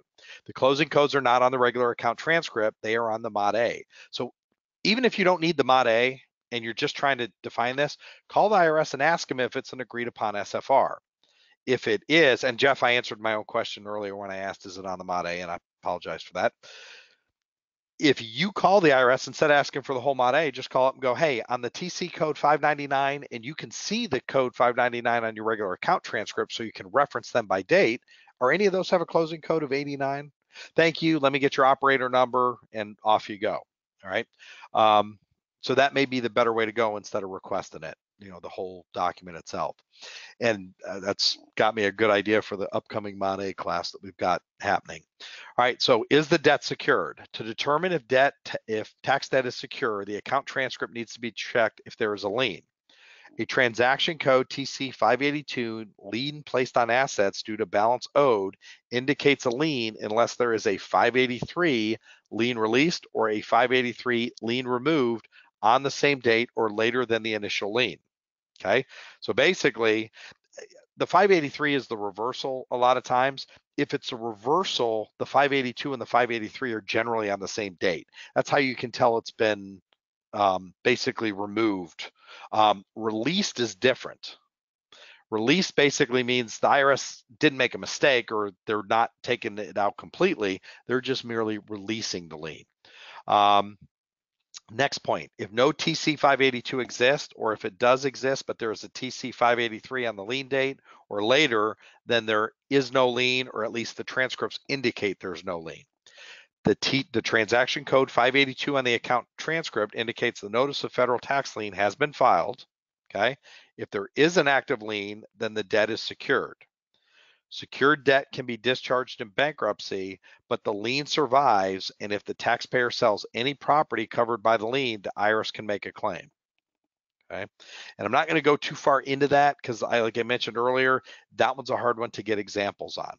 So is the tax debt priority? So this is pretty much what determines, is it dischargeable? The security of it definitely affects it, but this is where the bankruptcy attorneys struggle most times. They know the rules, they just don't know the starting dates. So for those of you familiar with tax help software and the report, if you've ever seen our bankruptcy section in the report, it says bankruptcy dates without tolling. Okay, so if there's no tolling events, those dates are very, very accurate. However, the reason we don't do tolling events is I didn't even want to hazard a guess for you. Those dates are in the report, so you as a Circular 230 preparer could say, look, Mr. and Mrs. Taxpayer, I'm kind of looking at what the rough calculation for bankruptcy is, and you may qualify. If you want to pursue that, you should contact a bankruptcy attorney because I can't give that advice. Document that in the file and off you go. That's why we always included it in the report. I had somebody early on that ignored all the disclaimers on it and everything else and was selling the report for $1,000 a piece to bankruptcy attorneys claiming that they calculated the discharge dates. Every presentation I've ever done on bankruptcy, the page itself, that's not what that does. All that is the base dates. Bankruptcy attorneys were using that product to then do their own tolling. And I'll give you a little tip. If you don't want to use third-party software to calculate these tolling events, you want to do it yourself, you use Excel, all right? Me personally, I would use third-party software, but I'm a little jaded. But if you do want to calculate, the hardest thing is, how do you calculate the number of days between two dates? If you put two dates in Excel and then do a formula in one of the next cells that says equal the higher date minus the lower date, that will give you the number of days. And that's a little trick for you if you want to do it by hand. Make your own custom sheet, those kind of things. All right. So is the tax debt priority? So the IRS insolvency unit will generally not tell a taxpayer or their attorney when the debt becomes priority prior to bankruptcy filing. However, at Morgan King seminar, a bankruptcy attorney and more than one told me that I have a good relationship with my local trustee, and oftentimes I can reach out to them and actually find out what the insolvency unit calculations are prior to filing bankruptcy. I don't know the procedure for that. I was just told that some people have that relationship that isn't documented in the IRM. It's kind of not what you know, but who you know. So if filing a Chapter 7 and the tax debt is determined to be priority debt, there are usually no do-overs. I don't really understand this part because I know that Chapter 7, once you file it, you can only file so many of them per year. But as I read the IRC and some online materials and going through Morgan's materials, it sounds like a 7 can be like, oh, sorry, we didn't file. But the feedback I got from people was that once you file the 7, you can't back out of it once you have the insolvency numbers and then wait another couple weeks to file 7 because you missed the dates. So if anybody wants to file any feedback, especially bankruptcy attorneys with real cases, the way I envision this class is we would send a follow-up email out in 30 days to everybody where I got feedback from the presentation from actual people with actual cases that would kind of expand and maybe help clarify some specific examples. So if it is determined that a mistake was made determining if the tax debt was priority, the court generally does not allow a withdrawal and then a refiling later to meet the requirements. Because I've heard of these cases where people go in, find out it's too late, and they get E&O claims made against them, the bankruptcy attorney, for not doing the calculations correctly. So if you could do the do-overs, my thoughts are, why wouldn't you have done the do-over? So that's kind of where the premise is going from. This would be more talked about in Morgan's seminars and classes. So we'll leave it there, but just to make you familiar with it. There may be exceptions to this, and that is what the bankruptcy attorney can determine. One strategy that some attorneys have advised is to file a Chapter 13 to have the IRS insolvency unit determine the priority dates, then withdraw or convert it, and then file a Chapter 7. Okay. They've said that. I don't know what the exact procedures are. Not giving you guidance. That was just made as a suggestion. So however you as a bankruptcy attorney would do that in the circuit, you might be able to determine that, that there may be some way to actually get those dates. Third-party programs that assist with determining bankruptcy discharge dates. So the following screenshots are from Tax Help software. This is not the start of the demo. This is to show you all the data that's on the transcripts. So for example, This is what Roger Nemeth has found that directly applies to what bankruptcy attorneys do. You don't have to have the software. The purpose of showing these in the presentation is just make your own spreadsheets if you're doing these by hand. This is just to give you those ideas, okay? So the report, or our report, accurately calculates the following: the due date, including extensions, the original return file date, the SFR file date, the taxpayer compliance, the debt breakdown by year, the base bankruptcy discharge dates, the CSEDs. It lists all assessments, including balance. So that was kind of a new feature, and this is actually a big one that you're going to have a real hard time calculating on your own. We actually now show every assessment and the original assessment amount and the CSED date, but we've added a field to that page that says remaining balance. We actually tell you how much balance is left for each one, and with that, we can tell you what the recommended installment, or not the recommended, but what the IRS will probably come back with an installment agreement. But that's also going to apply to bankruptcy, because if you're doing calculations on an assessment that has a zero balance, I would still do the calculation in case the IRS can test that there was still a balance on it, and then you would challenge how the payments were applied. But that's an important one there as well. The other thing is, if you call the IRS, a lot of times they will give you the oldest or the youngest CSED date. You're never sure if they give you just one and you have multiple assessments. That's why it's so important to do the calculations on your own as well, or use third-party software that does it accurately. So we also cover lien status, collection status, and exam check. So somebody asked me as they were reviewing these things, why would I care if I'm going to file bankruptcy what their collection status is? Well, whether your client's about to get levied for $100,000 determines, do I need to file bankruptcy this afternoon, or can I take my time? So think of it, you're creating a strategy for this bankruptcy attorney or assisting with his strategy. So if they're in active collections, you want to let them know that. If they're in an audit situation, let them know that. They may want to wait out the 240 days. And then we also let you know if you're in an audit. And again, sometimes we let you know 6 months ahead of time before the audit even shows that in essence, we can detect audits 6 months ahead of time. That's the other presentation that Mitch has in the archives. So here's the main THS report dashboard. So whether you're creating your own or using ours, was a return filed? That's the Chapter 13 compliance. Okay. If you ever see these asterisks next to a was a return filed, that means that an SFR was filed before the original. Okay. That doesn't determine was it pre-SFR assessment. It just tells you that an original was filed on top of an SFR at some point. Are there active liens? This will tell you. If there's dates, the transcript still shows active liens. Now, I've seen cases of bankruptcy transcripts where debt was written off in bankruptcy, but the lien still survives. That may be the example we're looking for, but these are really old cases I have, and I no longer talking to the clients, and I can't define out what it is. We also define, was there an extension or date of extension? Okay. Is the taxpayer under exam? Now, I will say with our extension dates, we have no way to know if they're out of the country. So that's going to be something that you're going to come to a conclusion with your taxpayer. Is taxpayer under exam? If there's a date, they're under exam. If it says closed, the exam closed out. If it says ASED expired, it's calculating the 3-year ASED. If it's tax fraud and it says ASED expired, they could still exam that year. We have no way to know in the transcript if the IRS is, if it's fraudulent or not until they assess fraud penalties. And then here's your IRS tax debt breakdown. You're interested in the accrued balance for bankruptcy, and then we show you the total tax debt under the 1040 would be down here, okay? The ASED/RSED dashboard shows the original return file date and the return due dates, okay? Those are important dates. The ASED/RSED, not so much. However, we use these dates as part of our ASED/RSED calculation, and that's why they're on this page of the dashboard, okay?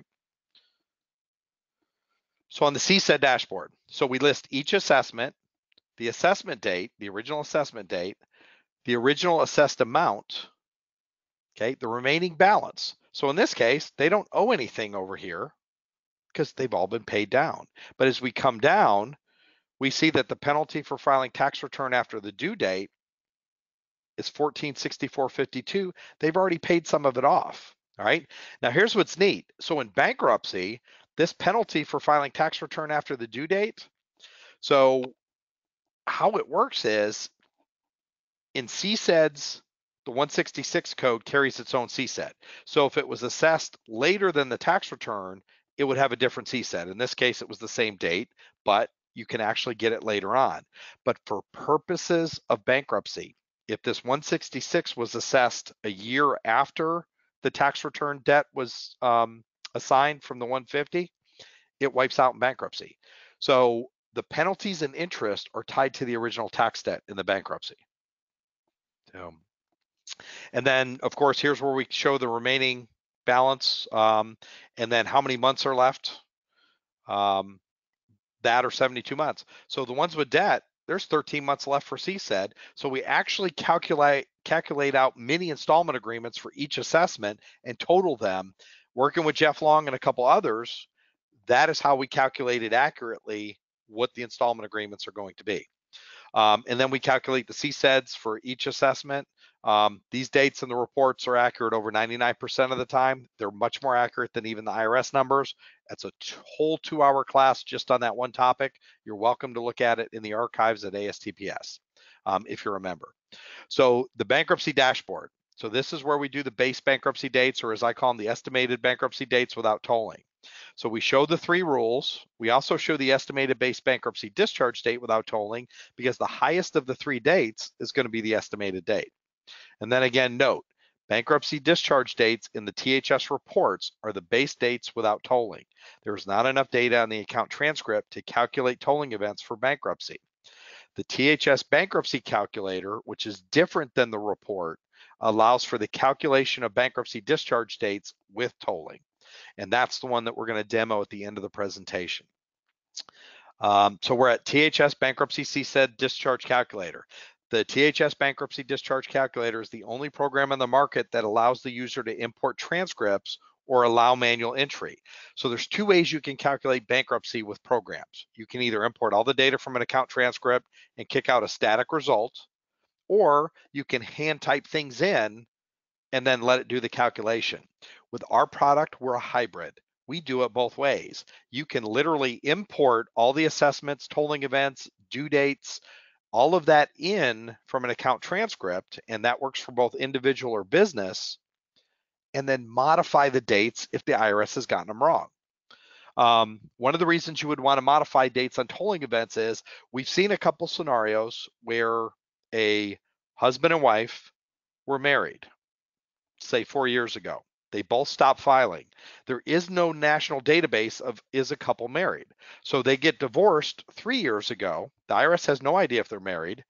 They're in a community property state. If one spouse files bankruptcy, the IRS insolvency unit has been known to put the bankruptcy transaction code on the divorced spouse's transcript because they don't know if they're married or not, or they made a mistake. So it's tolling his CSED when it doesn't have to. So don't presume just because you see a bankruptcy on a transcript and it's on the Mod A that it's correct. That's why you would go into Pacer and look. And you can then look at filing status on the tax return to say, why did the IRS do a 18-month tolling event for you on your divorced spouse? So that one we've seen 2 examples of it so far, and I've talked to a couple people on the phone. I don't know if those hashed out as to that's what it was, but I've seen 2 of those in the wild where I've done remote logins and consulted, and that's actually what the issue was. The calculator will also bulk calculate bankruptcy dates. So like if you wanted to do a bulk calculation on payroll and all that, it'll do it. Now, just because the discharge calculator calculates the 3 rules, the 240, the 2-year and the 3-year rule on the payroll returns, again, the reason I did that was people would call up and go, don't tell me I can't take payroll as dischargeability. I just want to know what the dates are. So we let you calculate the dates. It's up to you to determine if it's dischargeable if you're a bankruptcy attorney. And that's the demo we're going to do at the end. All right, remember, as a non-attorney tax professional, your role is to assist the bankruptcy attorney with interpreting the tax data. It is the bankruptcy attorney's responsibility to verify and review any data or calculations you provide, in addition to interpreting the existing case law and how it affects the taxpayer's bankruptcy filing. Hey, Mitch, we're right at 100 minutes for those that want to bail now.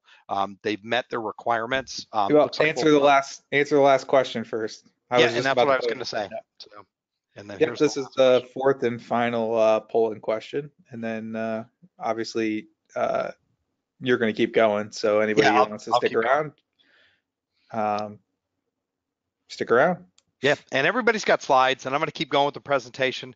And my apologies, when we come up with these presentations, until we've actually done them once, we have no idea how long they're going to be. I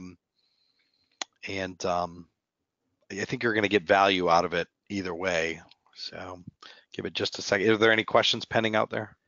Yeah, there's a few, but I want to keep Okay, going. yeah, we'll keep going, and we'll address those at the end.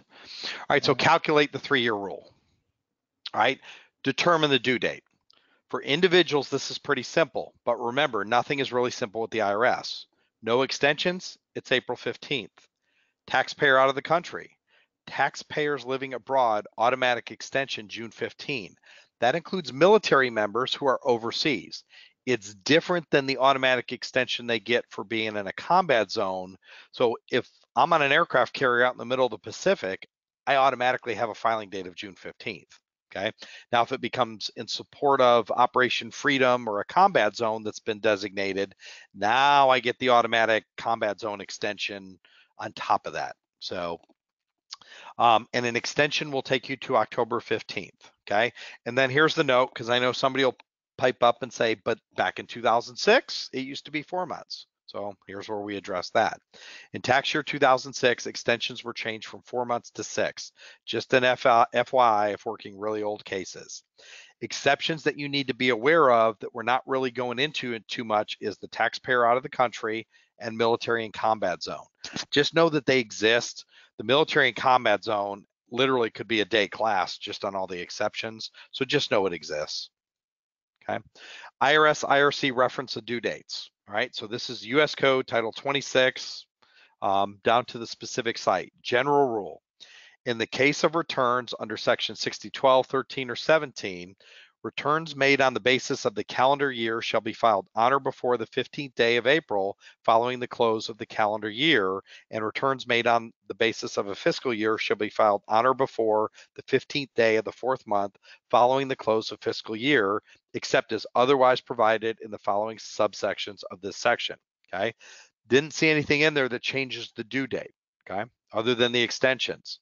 All right, taxpayer out of country. You may be allowed an automatic 2-month extension of time to file your return and pay any federal income tax that is due. You will be allowed the extension if you are a U.S. citizen or resident alien, and on the regular due date of your return, you're living outside of the United States and Puerto Rico, and your main place of business or post of duty is outside the United States and Puerto Rico.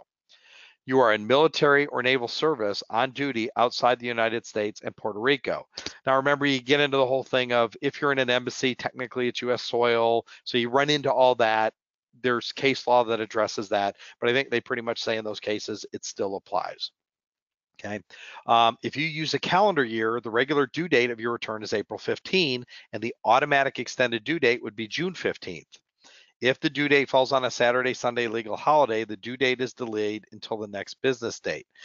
This is straight out of the site. This is where it gets confusing, where on the IRS's website is where I got this. This is not an IRM site. They use the word due date is delayed, but that's not really what happens because the Saturday, Sunday legal holiday rule doesn't have that wording, and I'll show you. So even if you are allowed an extension, you will have to pay interest on any tax paid, not by the regular due date of your return. How to get the extension. To use this automatic 2-month extension, you must attach a statement to your return explaining which of the 2 situations listed earlier qualified you for the extension. To get the additional 4 months, the 4868 must be filed prior to June 15. So now the question comes up, what if I'm out of the country and I don't attach it and get it in it? Or let's say I file my return a month and a half late, but I don't send the statement in. Does it not apply? That's what you're going to make money as a tax professional and the attorney. Okay. I don't have an answer. I don't have an example. I don't have any revenue rulings that might shed some light. Extensions related to combat zone or contingency operations. There are, and this is straight off the IRS website, there are numerous extensions and exemptions extended to military members and non-military members who are supporting combat zones and contingency operations. Refer to IRS Publication 3 for details. It has its own publication. So if you've got a military member and you're trying to help them out, that's going to be your go-to. All right, so in the previous quote from the IRS website, they talked about the Saturday, Sunday legal holiday rule extending the due date. It's not what the Saturday, Sunday legal holiday rule says in the IRM. What it says is, in general, when the last day for filing falls on a Saturday, Sunday, or legal holiday, and the taxpayer actually filed on the next succeeding day, the tax returner claim is considered to be timely filed. Nowhere in the Saturday, Sunday legal holiday rule does it say the due date is extended. And I think that's the difference between a tax deadline and a due date, okay? On the IRS calendar, it actually says the tax deadline, filing deadline, doesn't say due date. So on that next succeeding day, all right, and it goes into some other exceptions in the example here. You're welcome to look at the revenue ruling that goes into it much deeper. The IRC for the SSLH, okay? And again, it doesn't say anything about the due date, it's the timely filed, okay? Kind of goes into the legal holidays and all that good stuff, okay? But it's there for your reference. Tax deadline versus due date. The due date is the date when the return is due. The deadline is the date you have to file for the return to be considered timely. That's Roger Nemeth language. I tried to summarize how I'm reading that, but I provided you with your own sites. An example, in 2018, tax year 2017, the deadline is April 17th instead of April 15th because of the Emancipation Day holiday in the District of Columbia. Even if you do not live in the District of Columbia, when the due date, including extended due dates, falls on Saturday, Sunday, or legal holiday, a return filed on the next day is considered timely filed. Timely filed extensions extend the due dates for purposes of bankruptcy calculations. Okay. Calculate the 2-year rule. This is the date the accepted return was received by the IRS. There are, well, whatever a thrift is, I think what I was doing was taking out the 3 and putting a D in. So it should read, there are different scenarios to calculate the return file date. If there is no substitute for return on the account transcript, simply look at the account transcript. Just above the transactions, return due date or return receive date, whichever is later. This is the return file date. And I know you guys have been with me for almost 2 hours. I'm fixing to show some pictures, so hopefully this will kind of start putting some of this, when was the return filed, together. The transaction code 150 tax return filed is not, I repeat, not the return file date. It is the processing date. An SFR is present. Detailed instructions on the upcoming slides, okay? So this is the section that tells you the return file date is April 15th, okay? The processing date, as you see down here in this other note, the return file date, transaction date, is the processing date. So on tax return filed, the 223, and I dropped my glasses here a minute ago, I think it's 15, matches the processing date up under the due date or file date, whichever is the latest filed. I have had people yell at me, cuss me out, say I don't know what I'm talking about because tax return filed means tax return filed, and that they went to some class that trained them on that. I'm here to tell you, you can go with that 150, but it's going to burn you. So keep that in mind. And if you look at some transcripts, it'll be readily apparent that that's correct, the way that I just showed you. Determining the return file date when an SFR is present. Determining if an SFR is present. There will be a transaction 150 substitute tax return prepared by IRS. This description can vary, but the TC will be 150 and the description will contain the word substitute. I've seen it say tax return prepared substitute, or they've reversed the order of it.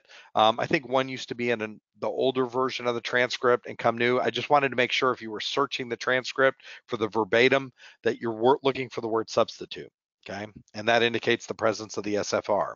Check for indicating transactions, and those are the TC 976, 77, and 610, okay? that actually becomes the receive date of the original return. Now you need to decide if that original return file date beat the earliest assessment. Okay.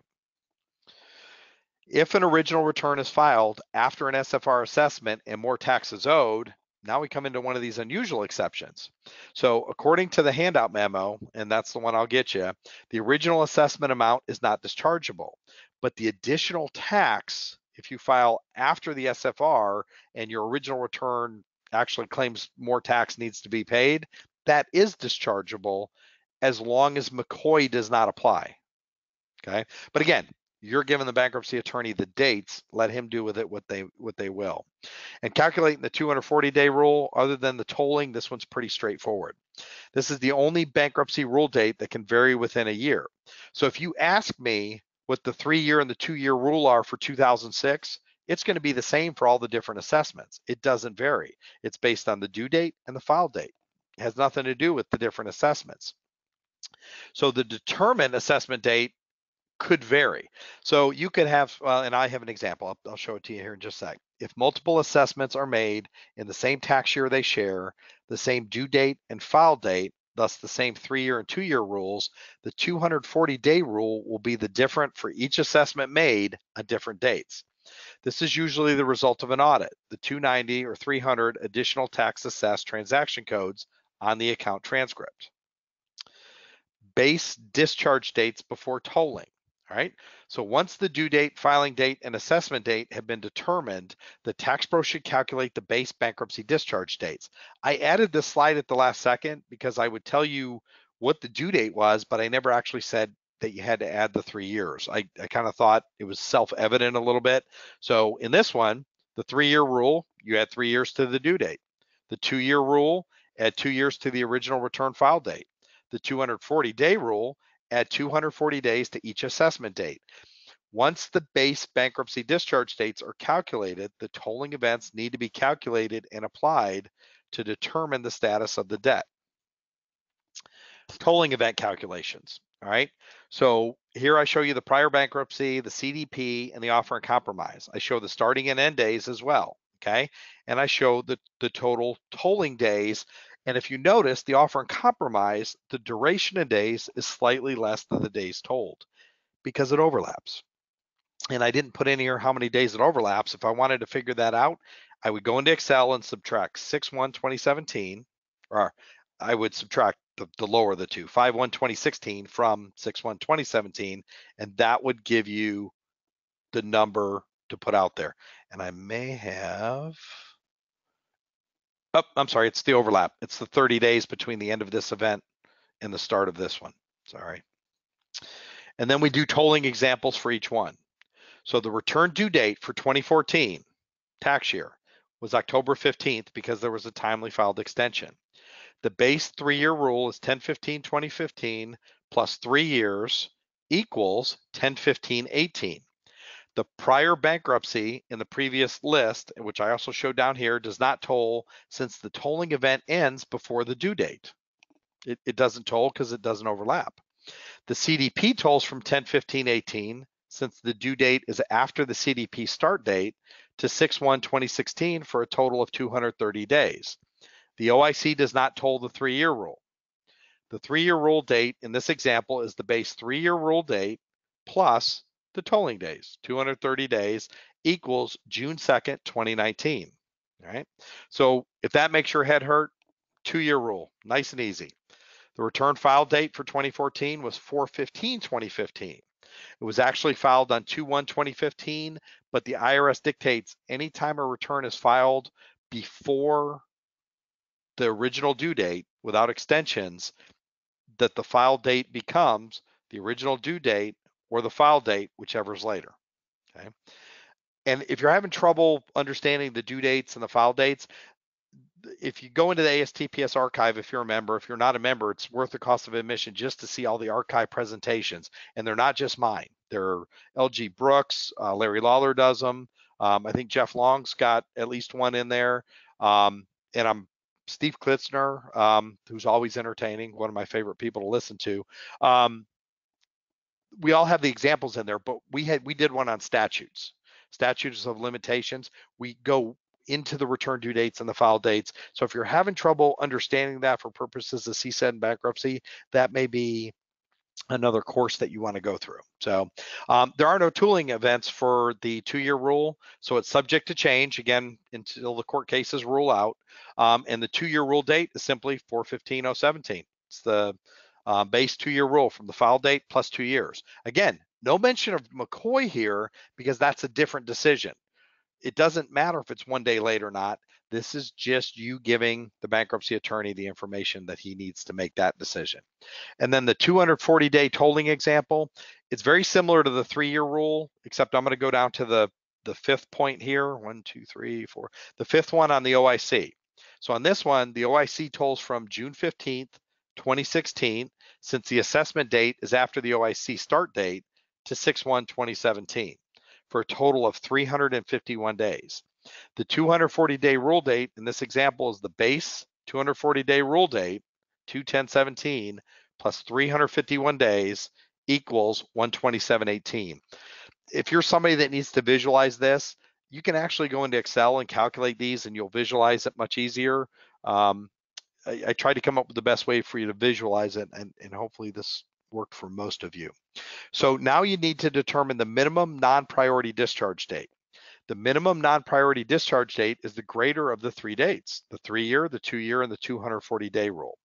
Example, the 3-year rule date, the 2-year rule date, the 240-day rule date, and the 240-day rule date, because there's 2 different assessments. So for the initial assessment, the minimum non-priority date is April 15th, 2018. For the one assessed under exam, it's 8/12/18. So be careful because 2 different assessments in the same year could have different bankruptcy discharge dates, okay? And most of the debt, if they've been making payments, would have been paid off on the earlier debt, okay? Check for the tax fraud or willful evasion. The only indicator on the transcript that I have found that indicates tax fraud is the transaction code for fraud penalties, 320, penalty for fraud. There are no indicators of willful evasion on the account transcript. A FOIA request may be an option, but these are difficult to establish since the definition for both is subjective and lawyers are involved, okay? Presentation note, the lack of any indicators does not mean they do not exist. Tax fraud can exist when no fraud penalty has been assessed. This is only a flag that you're telling the bankruptcy attorney. You're not making the definitive statement, this client does not have any tax fraud or willful evasion. In Morgan King's online materials, which I'll show you, you have an option to go to his seminars, and if you want the additional training that goes into this, he has these wonderful checklists. I would have loved to have put them in here, but they're proprietary to him. I would never have been able to come up with them because I don't go near into depth what Morgan's does. But these checklists, if you're actually doing it, he goes through all the different things you're going to interview your client for about tax fraud and willful evasion, and then other places to look that may be indicators, okay? But again, the lack of the indicator is not mean they do not exist. Is the return late filed? If the return file date is after the return due date, then the return is late filed. This comes into play in those federal districts that observe the McCoy case. If the return is late filed and McCoy does not apply, then the Beard test needs to be applied. Now, I've had people ask me, like this year, my client filed on, I think it was April 18th, which is Wednesday. What does the transcript say? For those transcripts that were filed on Monday, Tuesday, or Wednesday, due to the Saturday, Sunday legal holiday computer glitch rule, if you look at a transcript, it says April 15th. So you're not going to tell somebody that they filed that, or you don't, if it was timely filed, it says April 15th. So you don't have to say, oh, but what about the Saturday, Sunday legal holiday rule? The IRS automatically does that on the transcript for you, okay? When is the CSED? And we're almost done here. We're going to dive into marketing materials. So if you're not interested, and when I say marketing materials, none of the marketing materials cost money. It's just how to go about finding case leads. One of them is how to use the PACER system to discover people that have exited bankruptcy but still have tax debt. It's going to be a fantastic way for you to find cases that are local to you that just got out of bankruptcy but still have tax debt on them because the bankruptcy didn't take care of it. So the CSED date, it defines how long the IRS has to collect tax for a specific assessment. The CSED is calculated as 10 years after the assessment date. Each assessment carries its own CSED. The CSED can be extended by tolling events. The tolling events for the CSED are similar to bankruptcy tolling, but different. And then again, we provide in the ASTPS archives, it's out there. It's a good one to go through. As a bankruptcy strategy, the attorney should determine when the debt will expire. Are there other resolution options available? And if you've been following through on your flow chart, this is pretty much the last one. Are income taxes the primary reason for the bankruptcy? Well, if they're doing it because of credit card debt, then you may still offer a resolution option, but you don't know the taxpayer's complete situation for filing bankruptcy. How close is the CSED? If the CSED expires in 15 days, do not file bankruptcy. And I have seen that happen on examples people have sent me. Actually, let me rephrase that. On cases where people are wondering if there is an E&O claim for the client they now have based on an earlier decision, those are why I've seen them. So the taxpayer must provide detailed financial records when filing bankruptcy, so they should be available to evaluate for an OIC. The financials the bankruptcy attorneys have to complete are very, very close to what we do in a 433. Okay. We being the tax preparers, we being I'm an enrolled agent. Does the taxpayer qualify for currently not collectible?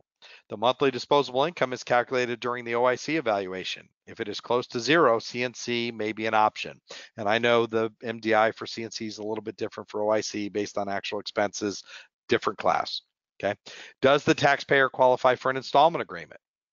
And does the taxpayer qualify for innocent spouse? All right. So they qualify for something else, make that recommendation to the bankruptcy attorney. It may build into his strategy. Plus, you're going to make money on doing that work. And as we all know, tax resolution is very lucrative. Now, we haven't talked about it, but state and local income taxes. So all of these rules that I just went over apply to the states in almost the same way. So if you're in a state like Georgia that has state tax, you also could do this manually, but remember, if you've got third-party software like Tax Help Software or one of the others to help you with this part's going to go quick. The state, you're going to want to charge more because you're going to have to do it manually. So, and then before anybody asks, California, New York, and Georgia would be the first three that we build a transcript system for by the states, but it's not anytime soon. It's not going to be in the next 18 months. California needs to finish updating their system, and right now they're in a 2-year update. So tax debt leads through PACER. I'm not selling you anything here, but I think in the very near future, there's going to be some marketing programs coming out where people are going to try to charge you for this. I was at the bankruptcy thing, kind of came up with this on my own, and sitting with bankruptcy attorneys, the theory works. I tried to get you some actual searches that you could do in Pacer and a tutorial on that, but I just haven't had time with all the trade shows right now. But for our users, I'll get some more detailed information out on this as we figure it out. So most taxes are now surviving bankruptcy. That's why it's so important for you to get leads from bankruptcy attorneys, because if somebody spent all this money on bankruptcy, they are looking to get their financial house in order. Once they're out of bankruptcy, a lot of times they're really good candidates for OICs or some of the other options. And again, right now, the name of the game isn't learning how to do tax resolution, it's how to get the cases. So Pacer costs 10 cents a page maximum, 10 cents a page, comma, maximum of $3 per case. So if I go in and do a search, which is the next point, search for your local or regional bankruptcy cases, you should get a list. You can also search for an individual client. So my dad's currently working on a course with Stephen Klitsner on Pro Se Tax Court. In his demos, he was actually getting real cases and not redacting them because it's public data. He's since decided to redact them, I think is what he came out with, but it's part of the public record. You could actually put real names in them. As you see, there's all these case law cases. So it's a little bit different than tax, but nothing says that. And I will throw this one caveat out. An attorney did tell me that they're not allowed to get lists and market for some reason, the way I just described. So I'm talking to the tax professionals, CPA and attorneys. I think you're okay on this. I haven't seen anything that conflicts. A CPA that was in a state said it may violate their code of ethics for that specific state. as far as I know, you're getting a very concentrated list that's in the public domain. So if you're able to do lien list, I think you would be able to do this. But again, check your local requirements. If you wanted to thin out the list, so let's say I did a Pacer search for all the bankruptcies in the past 18 months, okay, and I get 5,000 names. If I already buy the lien list, I may want to watch that list against the lien list, and at least I would get an idea of who has tax liens and who's on the bankruptcy list, and maybe I could narrow that down to where I'm not spending $3 per case to print out and see if they have tax debt. Because if they had liens when they went into bankruptcy, they've got tax debt that survived. You can also get a list of bankruptcy attorneys representing the clients. So if you start pulling these lists and you start seeing John Jones or John Smith or Diane Smith, that's the one you want to reach out to and offer your services to. We are currently working on the exact search parameters in Pacer, which we will share with our users when we get them. Okay. The marketing letter template, I already provided in the handouts. In the marketing template, I basically say, I'll offer you these evaluations for free to the attorney if you'll refer the cases for me, both the tax returns for compliance and any of the tax resolution work. You can easily modify that letter to say, I'm going to charge you $2,000 for the report and all this other money. Whether you get it or not, it's up to you, but that's why it's a Word document, so you can modify it as you see fit. All right, Morgan Kings, and we're pretty much at the end. I'm going to take some questions here in a second, but if you're wanting more bankruptcy training, there is some good stuff here. Morgan's Bankruptcy Bible is sitting right in front of me. It sits next to me, and the tax book, I've got this here next to me. There's a couple things that I leave on my desk right next to me, and that's one of them. But Morgan's going to do another seminar in Boston. I think the tentative dates right now are the 14th, 15th, and 16th. I will be speaking and doing a class on the CSEDs in that. And also I'm going to do, it's 1 or 2 hours on marketing.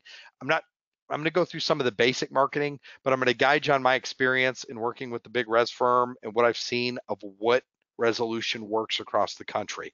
If somebody's told me a little secret, it's not going to be, hey, John Neiman gave me this great tip, blah, blah, blah, blah, blah. It's going to be pay-per-click evals. Should I do radio advertising? Should I do this? What works and what's not been working as I've heard it to be happening. So I'm not selling anything with that one. I only sell the transcript product and bankruptcy calculator. So the Morgan King online materials, this is the Bible. I had reached out to Morgan. He had mentioned possibly a 25% discount code. I'd been on the road and he possibly may have sent it. But if you're interested in buying, and this is what I've been referring to as the Bible, this is also the product that has the bankruptcy checklists. If you're a bankruptcy attorney, just looking at those are just worth the price alone. But it's discharging taxes in consumer bankruptcy cases. And you can go to his website, and I think if you Google Morgan King bankruptcy, he comes up. There's also a watch collector named Morgan King, so it's different Morgan King. But you can reach out if you want the discount code at info@auditdetective.com. That's also the same email that'll come to me for questions. And then Morgan King bankruptcy. Let's say you have a client that's got $1 million case and you want somebody to evaluate if it's a bankruptcy case. So if you're really, even with this class, whether you're a bankruptcy attorney or you're a tax practitioner, you can go to Morgan. I'm sure he's not cheap. It's not a flat rate kind of thing. I wouldn't do it on a $3,000 bankruptcy case, but he's out there. He is a working attorney. So it's out there as an option. So, and questions. And then I'll kind of get into the demo, and I'll be here as long as anybody wants me to answer questions, or until my wife comes and gets me and says it's dinner time in a couple hours. So, Roger, this is Jeff. Can I check in just for a second?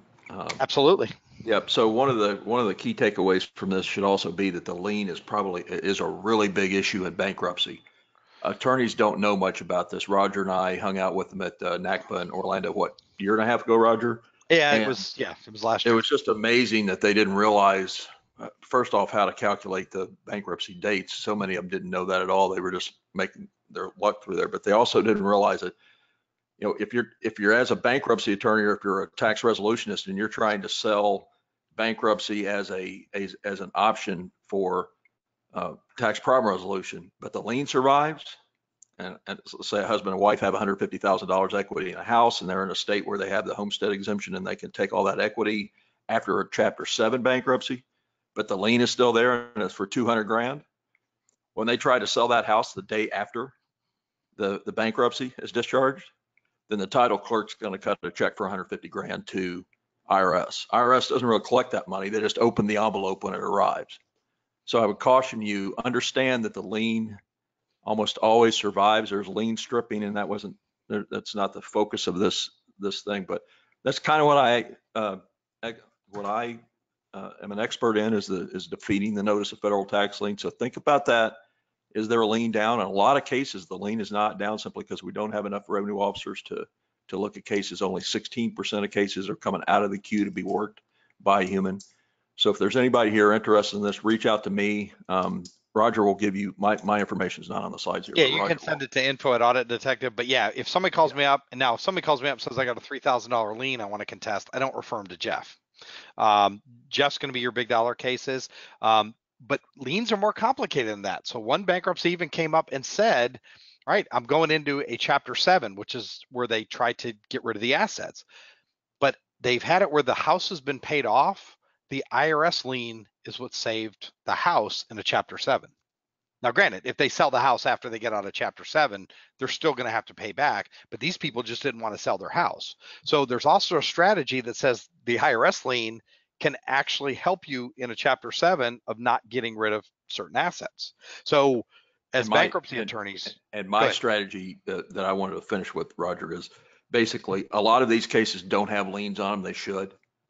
So if you're talking about a bankruptcy to a client, or you're talking about a bankruptcy to a bankruptcy attorney, or you're a bankruptcy attorney and that lien's not out there, I'd like to take a look at the case for you and see if we can keep the lien from being filed, then file the bankruptcy. Once it's in bankruptcy, then they can't do any enforced collection to the taxpayer. So think about that. That lien is a serious problem. Certainly don't go out there and tell people it looks like you're a good bankruptcy candidate, and if you can get with a bankruptcy attorney and get out of that, you're scot-free. You're not. The lien still sits there.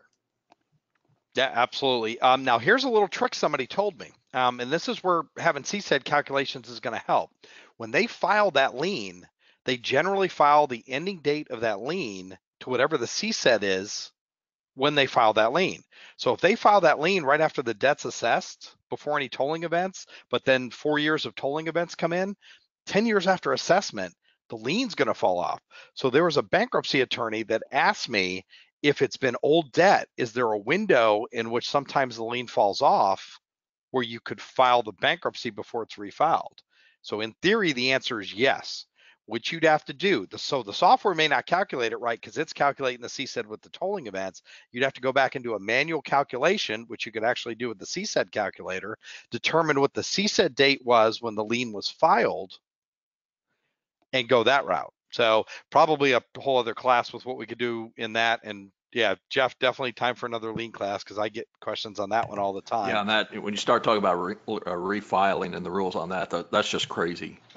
So reach out to Roger if you have any lien questions, and he'll get you to me. And I love the lien work. It's awesome.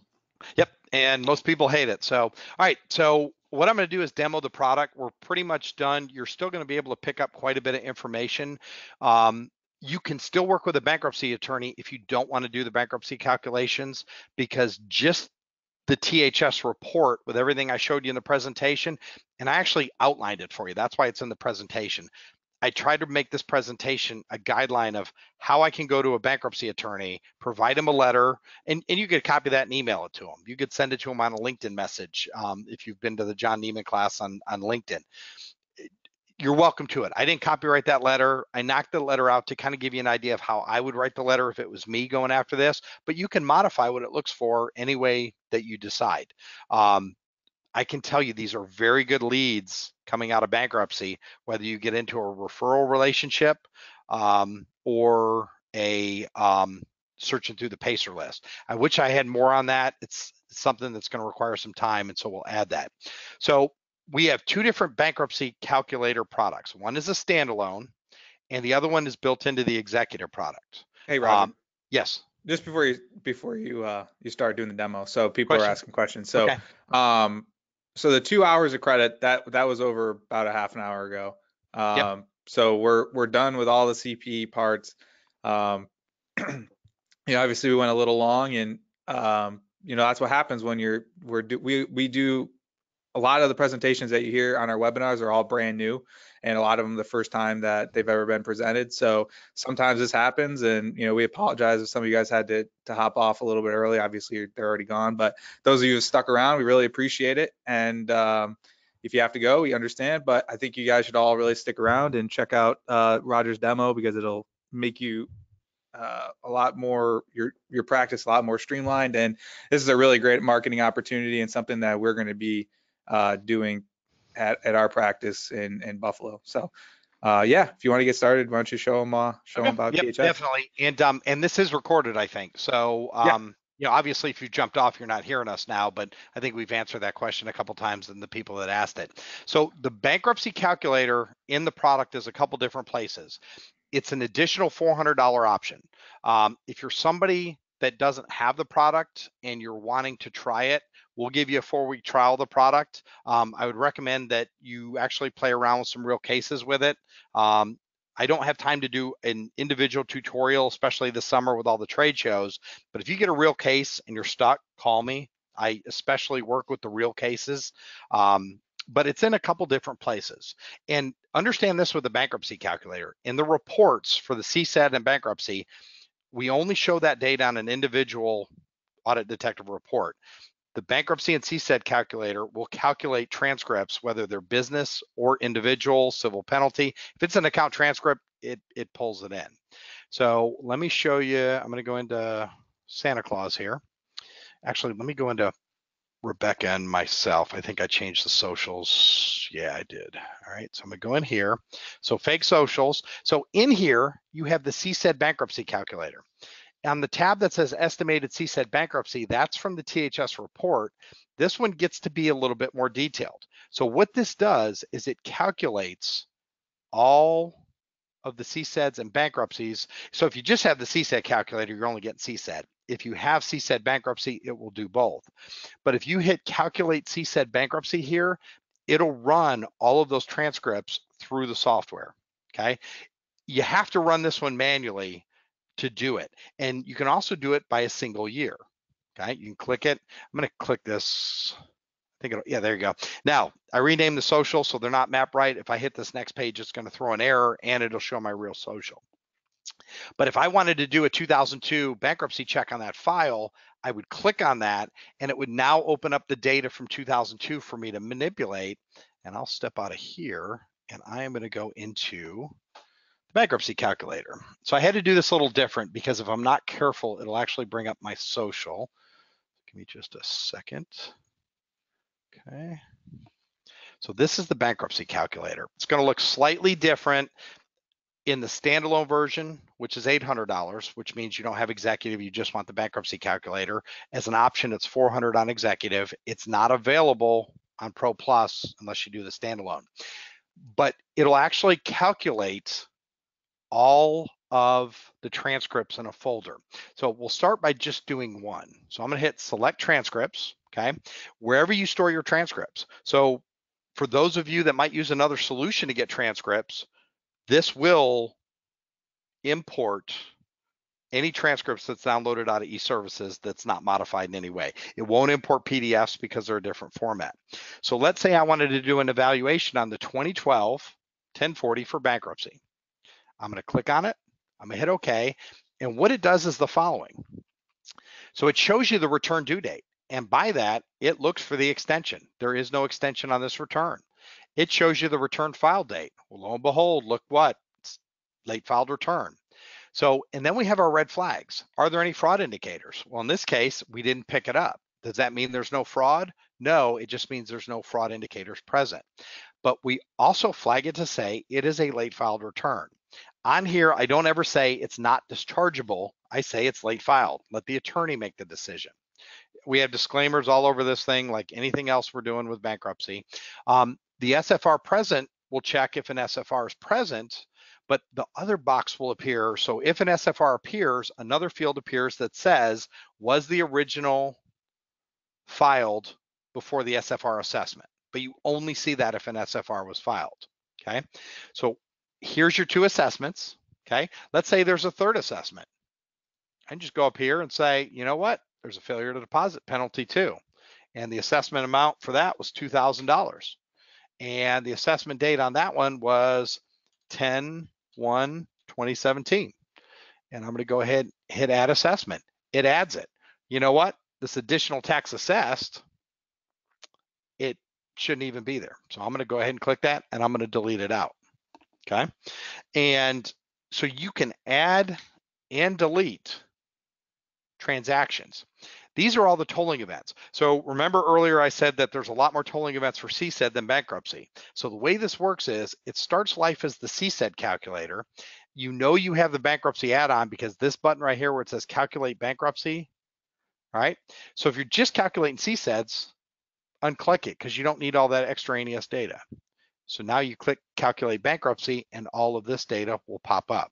Okay, so now this is where I come in and I can say, wow, all right, look at all these tolling events. Are they real? So now I would go into Pacer and determine if this bankruptcy was a bankruptcy or a CDP or a tax court. Okay, let's assume that it's not bankruptcy. We always make the assumption it is bankruptcy, but let's say it's tax court. So if you see the additional tolling days went from 182 or 184 to 0. Okay, so I'm going to update it back. And now it's in there. Okay. If you're doing a complete one by hand, so let's say that the client has identity theft and you're trying to calculate CSED date or a bankruptcy date, or they got their transcript on Get Transcripts and you're trying to feed it in. You can actually just read the transcript and do all this yourself with what we've trained you to do. You'd add each assessment and just hit add assessment and add each tolling event. And we talk you through that process. Again, it's a hybrid. You import most of the data from the transcript and then focus on doing what you need to do with the numbers. That's why anytime you see numbers for bankruptcy come straight off the transcript without any human interaction, they're not accurate. Morgan King actually does a whole segment in his training that says, be very cautious of that. He had reached out to me 4 months ago and said, you know, I've looked at your information, your data coming out of the transcripts is not going to be accurate. And I said, that's correct. And then I showed him a sample. Somebody had showed him a copy of the report, and he then understood what the base bankruptcy dates were and that our end user for that product was a tax professional, not a bankruptcy attorney. And the bankruptcy attorneys would then be trained on how to do the tolling part of that calculation. All right. So I'm going to now hit calculate CSED and bankruptcy. And as you see, it's now done the calculations. Okay. And let me see here. Let me close out Excel. All right. So I've closed out Excel. So we have our bankruptcy dates here. We've got our calculations. And I'm going to now go in and I'm going to pull this file up.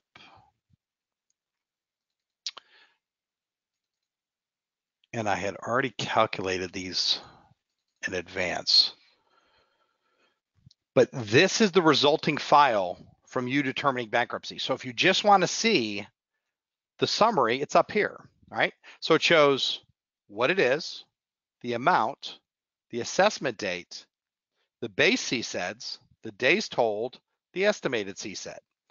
Then it shows the 3-year base, days told, 3-year rule, and it goes through and comes up with an ending bankruptcy discharge date. Okay. But again, the determination comes from the attorney. Let's say you're having to call the insolvency unit to now dispute it.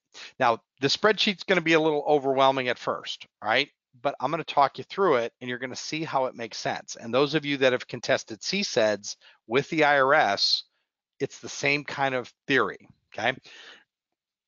I had a client the other day contest a CSED and he called me up and said he was contesting a CSED and he was talking to an RO on the telephone. And he said, the RO said, how did you calculate your CSED? And the practitioner that I was talking to said, I use third-party software. And now he asked, which one? He said, I use tax help software.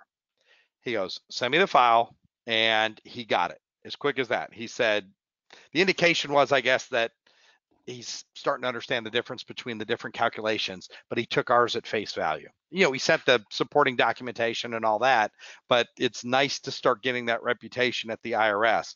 Our end goal would be for the IRS to actually use our CSED calculator, and we've actually approached them about it. It would be nice because then what they calculate would equal what you're calculating with the same exact tool. So I haven't figured out how to minimize these when I create the file, but what we do is we break it down by assessment. So your red flags are up here. You know, are there any fraud indicators? No. Are there any late filed returns? Yes. Is the SFR present? No. So if the bankruptcy attorney realizes it's McCoy, he can dig into depth, but at the end of the day, that may end it for him right there. But what we recommend, especially when you're sitting down with, and this applies to CSED, this is the same file that the CSED calculator comes up with. So first thing you're going to do if you're sitting down with the revenue officer or the insolvency unit is let's make sure, because our dates don't match, that we're looking at the same data set. You know, garbage in, garbage out. If they put garbage in, garbage out, or we did, you know, from the transcript, we want to know that now. So we say, here's all the account transactions from the transcript. Do you have anything different? Well, you know, a perfect example on a CSED. One of our users contacted us this past week and said the IRS told for almost 8 months on a CNC. Yes, a currently not collectible. She said the reason they gave them was the CNC has something called a code 3, which means unable to find taxpayer. We've dug through the IRM and find no references to a CNC code 3 that would indicate it would toll. Out of country taxpayer would toll, but there's no 550 indicators on the account transcript. So Jeff, that's one I need to run by you after we're all done with this, and probably tomorrow when I get some sleep. But Sure. but in that case, you would then look at them and say, you know, and in that case, it would only apply to the CSED, not to the bankruptcy. But these crazy things come up. It's nowhere in the IRM. I've never heard of it. The people I've talked to haven't heard of it. So that's why this is out there. If the IRS comes up with one date, whether it's a CSED date or a bankruptcy date, know where they're getting their information. And then contest the information. The thing that we've had the greatest success with lately in CSEDs is basically appealing not the duration of a pending installment agreement, but should it have been on the transcript in the first place? And that may be another class that we do before the end of the year. But again, garbage in, do the transactions match? Assessment. Can we agree these are the two assessments? Well, no, there's a 290 or a 300. Remember that one I deleted? I could rerun the transcripts and off we go. Tolling events. Can we agree these are the tolling events for the CSED? The bankruptcies are going to be listed under each assessment. And then the bankruptcy logic. The one thing I left out in the description of all this was I had this bankruptcy discharge calculator for about 2.5 years before I pushed it out. And the reason was I couldn't get a consensus on what people thought was the 3-year rule, the 2-year rule, and the 240-day rule, and what it applied to and how many additional days. There were as many answers as there were bankruptcy attorneys. So finally it hit me. We'll let you modify the logic any way you want. And I'll show you that when we get back in the software. So if you want to start doing calculations for equitable tolling on the 2-year rule, you just create a profile that would say 2-year tolling, or whatever you want to call it. I know people that actually do different tolling based on the circuit district that they're in. So they have like the 9th Circuit and the 5th Circuit, and they calculate them slightly different. So that's what those are out there for. And you see the red flag shows up here, the one I talked about earlier, where it says SFR present, verify return date, file date with the IRS. So it does pop up on this page of things, even though it's hidden on the main page. Then we go back to the tolling calculations, and I'm only going to go through one of these. And remember, if you're working a real case, whether it's CSED or bankruptcy, it's part of your product that you've bought that I'll do the consulting. I don't work cases, but this is the nitty gritty stuff that keeps me sharp and what's going on in the industry. It's not just CSED and bankruptcy, but boy, these are the hardest calculations out there. So I get a lot of good feedback from these. So we see all the rules, we see all the days told. So for each rule, different tolling events apply. So this is where it looks like it gets complicated, but it really doesn't. If you want to see how the 3-year rule was told, we go right here to 3-year rule for the 150 tax return assessed. Well, the only thing that tolls is the 971 collection due process request timely. Because remember, I changed that bankruptcy to tax court. In the normal example that I do, that one would show up here, but because it's tax court, it doesn't show up here. Here it shows up as tax court in the CSED because it still affects the CSED. Now, we've even made it one step easier on you. See where it says tolling notes? So if you're talking to insolvency or a revenue officer about a CSED, you can actually say, if he says, wait, this 480 offer and compromise, why did you toll for, and we have not just the duration, but the days it actually tolls adjusted for overlap. So you say, hey, I told that OIC for 375 days. He goes, explain that to me. Okay, the start date occurs prior to the assessment date, so tolling starts on assessment date. We've actually presented your argument for you here. Because this is in Excel, if it's a little too busy for you, make your own spreadsheet and your own presentation to the banker or the insolvency unit or the revenue officer. And again, this one, why didn't this 480, the offer and compromise? Well, it was reversed. Tolling event reversed, no tolling. We tell you how each one applies. So in this case, there's a duration of 106 days. The total days is 106 days on the 3-year rule for the collection due process. The actual tolling start date shows you. And here's where it explains where the adjustment occurred. So the start date occurs prior to the return due date, so tolling starts on the due date because tolling can't begin until the assessment starts. So, and I know this is confusing. However, that's why these tools are here for you. Also, I get bankruptcy attorneys to go, oh, I have my own spreadsheet. Why would I ever use your product? I've been doing it 127 years. The way I get my sales there is simply, is $400 worth of insurance to get a second set of eyes on your calculations worth the money? And almost without exception, I get my sales that way on the folks that really know what they're doing, love to calculate themselves, because again, they now get to compare mine with theirs. What if he missed an extension date? Because remember, he's looking at an account transcript that's not in chronological order. It's very easy to miss, even if you are very sharp, okay?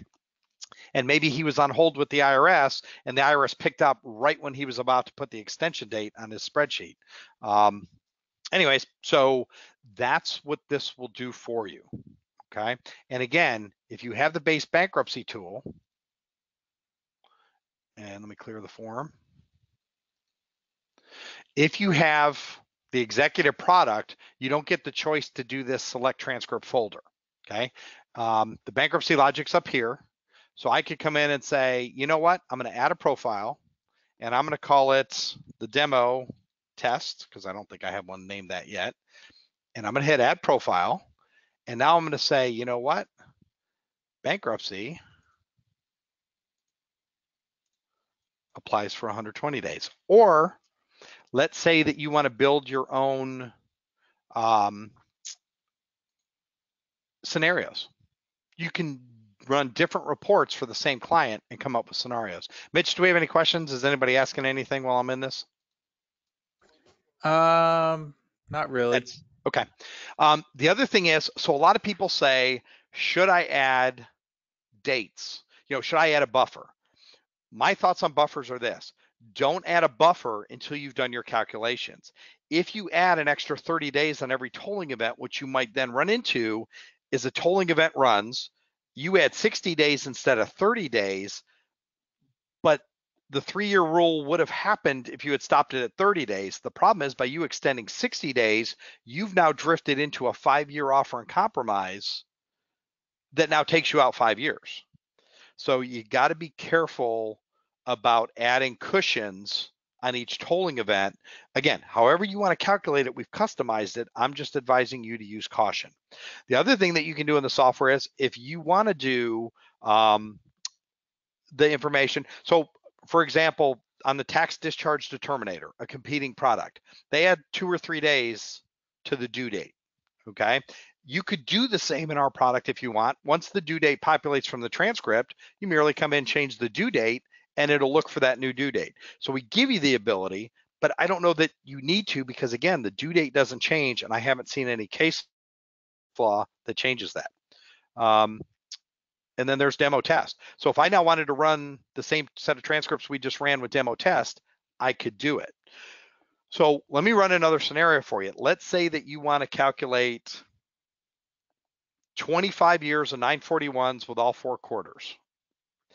You would be forever even doing them 1 year at a time. So the way the software works, and I don't have any 941s that are set up to do this, but I'm going to do the example on an individual, but it would apply to 941s as well. So what I'm going to do is I've selected the transcript folder, and I'm going to run not just a bankruptcy calculation on just one transcript. I'm going to run it on everything in here. And let's see here. I can't look at it because we're inside here, but I'm going to go ahead and run it on my fake transcripts. And if you see it, it's calculating each year. If this was doing the 25 years of 941s and doing 100 years calculations for them, and I'm not going into the debate of whether or not payroll is dischargeable. What I wanted to show you though is if you wanted to calculate the dates on those, this would have done it for all 100 modules of the 941s. In this case, the way this is laid out, this is a summary. So if I had 25 years and I didn't want to go through each spreadsheet for each bankruptcy, what I can do is I can now come in here, and this is a summary. And if you see, it has the year, the period, and the assessments. So now I can look at each assessment and figure out, do they qualify for base bankruptcy? So if I just want to see the ending date, I just simply go out here, come back in and go hide. That's why we gave it to you in Excel, because now I can say which one of these dates qualify and which one doesn't. And I can also sort. Okay, yeah, I'll go up. I won't go through the whole sort, but I can now sort to say this, and then I would find where my date sorts out in all this and say everything before this or below this is going to be dischargeable, everything above it won't, and then look at the individual files. So let's say 2012 is real close to today's date. I can click on it and it opens up what? The detail. So I give you the summary, not just the summary for 1 year or one assessment, but all the assessments together. Okay. And again, the best way to use this, run this on existing clients. Heck, if you've been doing OICs, go back and run this on some of your OIC clients. Is bankruptcy an option? What if a denied OIC happened? This would be a great tool for you to evaluate the bankruptcies. The tool, if you're a Circular 230 preparer who's not an attorney, so you're a CPA or an EA, I'm comfortable with you processing your client's transcripts through this to get a very accurate representation of is it priority or non-priority, to at least give them an idea if they need to go to a bankruptcy attorney. Just be advised, the program nor you can give that legal advice definitively. And I would stay away from words probably. I would just say, I'm looking at some rough calculations here, and believe me, these are probably more accurate than what 95% of even bankruptcy attorneys are doing out there, but this is not an attorney. It's even the tax discharge determinator that Larry Hankel wrote, he's an attorney. On there it says this is not legal advice. It isn't, because it has to be done by a human attorney. Well, at least until the robots take over the world. So we give you this information as best as we can to support your position. And again, I'll help you put your case together. So that the first time you do this is worth, like I said, the cost of the program itself. Please, not everybody call up today and ask for the free trial of the bankruptcy. You'd probably overload Laura. Send us an email. We'll get it out to you. We'll probably send out a few every day instead of trying to send out 100 all at once. If you've got an active case, put it in there and tell us you've got an active case to work. But please, if you send me one to review, I'm on the road quite a bit. It's hard for me to do these on my little laptop screen because there's so much data. I can't always get you a 24-hour turnaround when I'm doing consultations.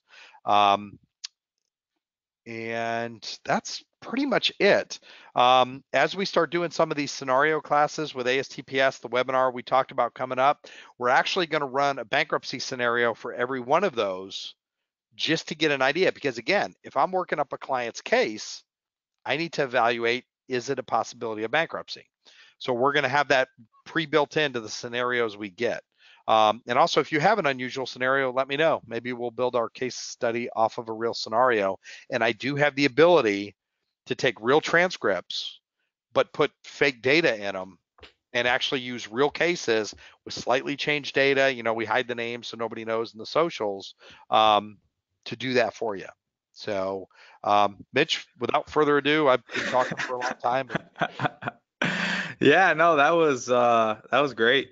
Like I said, obviously sometimes we go a little bit longer, but that's because we are always trying to create new presentations for everyone. But yeah, all right. Well, I guess that wraps it up for the day. So if you would like to listen to this again, um, ASTPS members, you can listen to it into the webinar library, and I believe I'm also going to be sending it over to Laura and Roger, and they're going to make it available for their users. So I would definitely recommend that you go sign up for the free trial.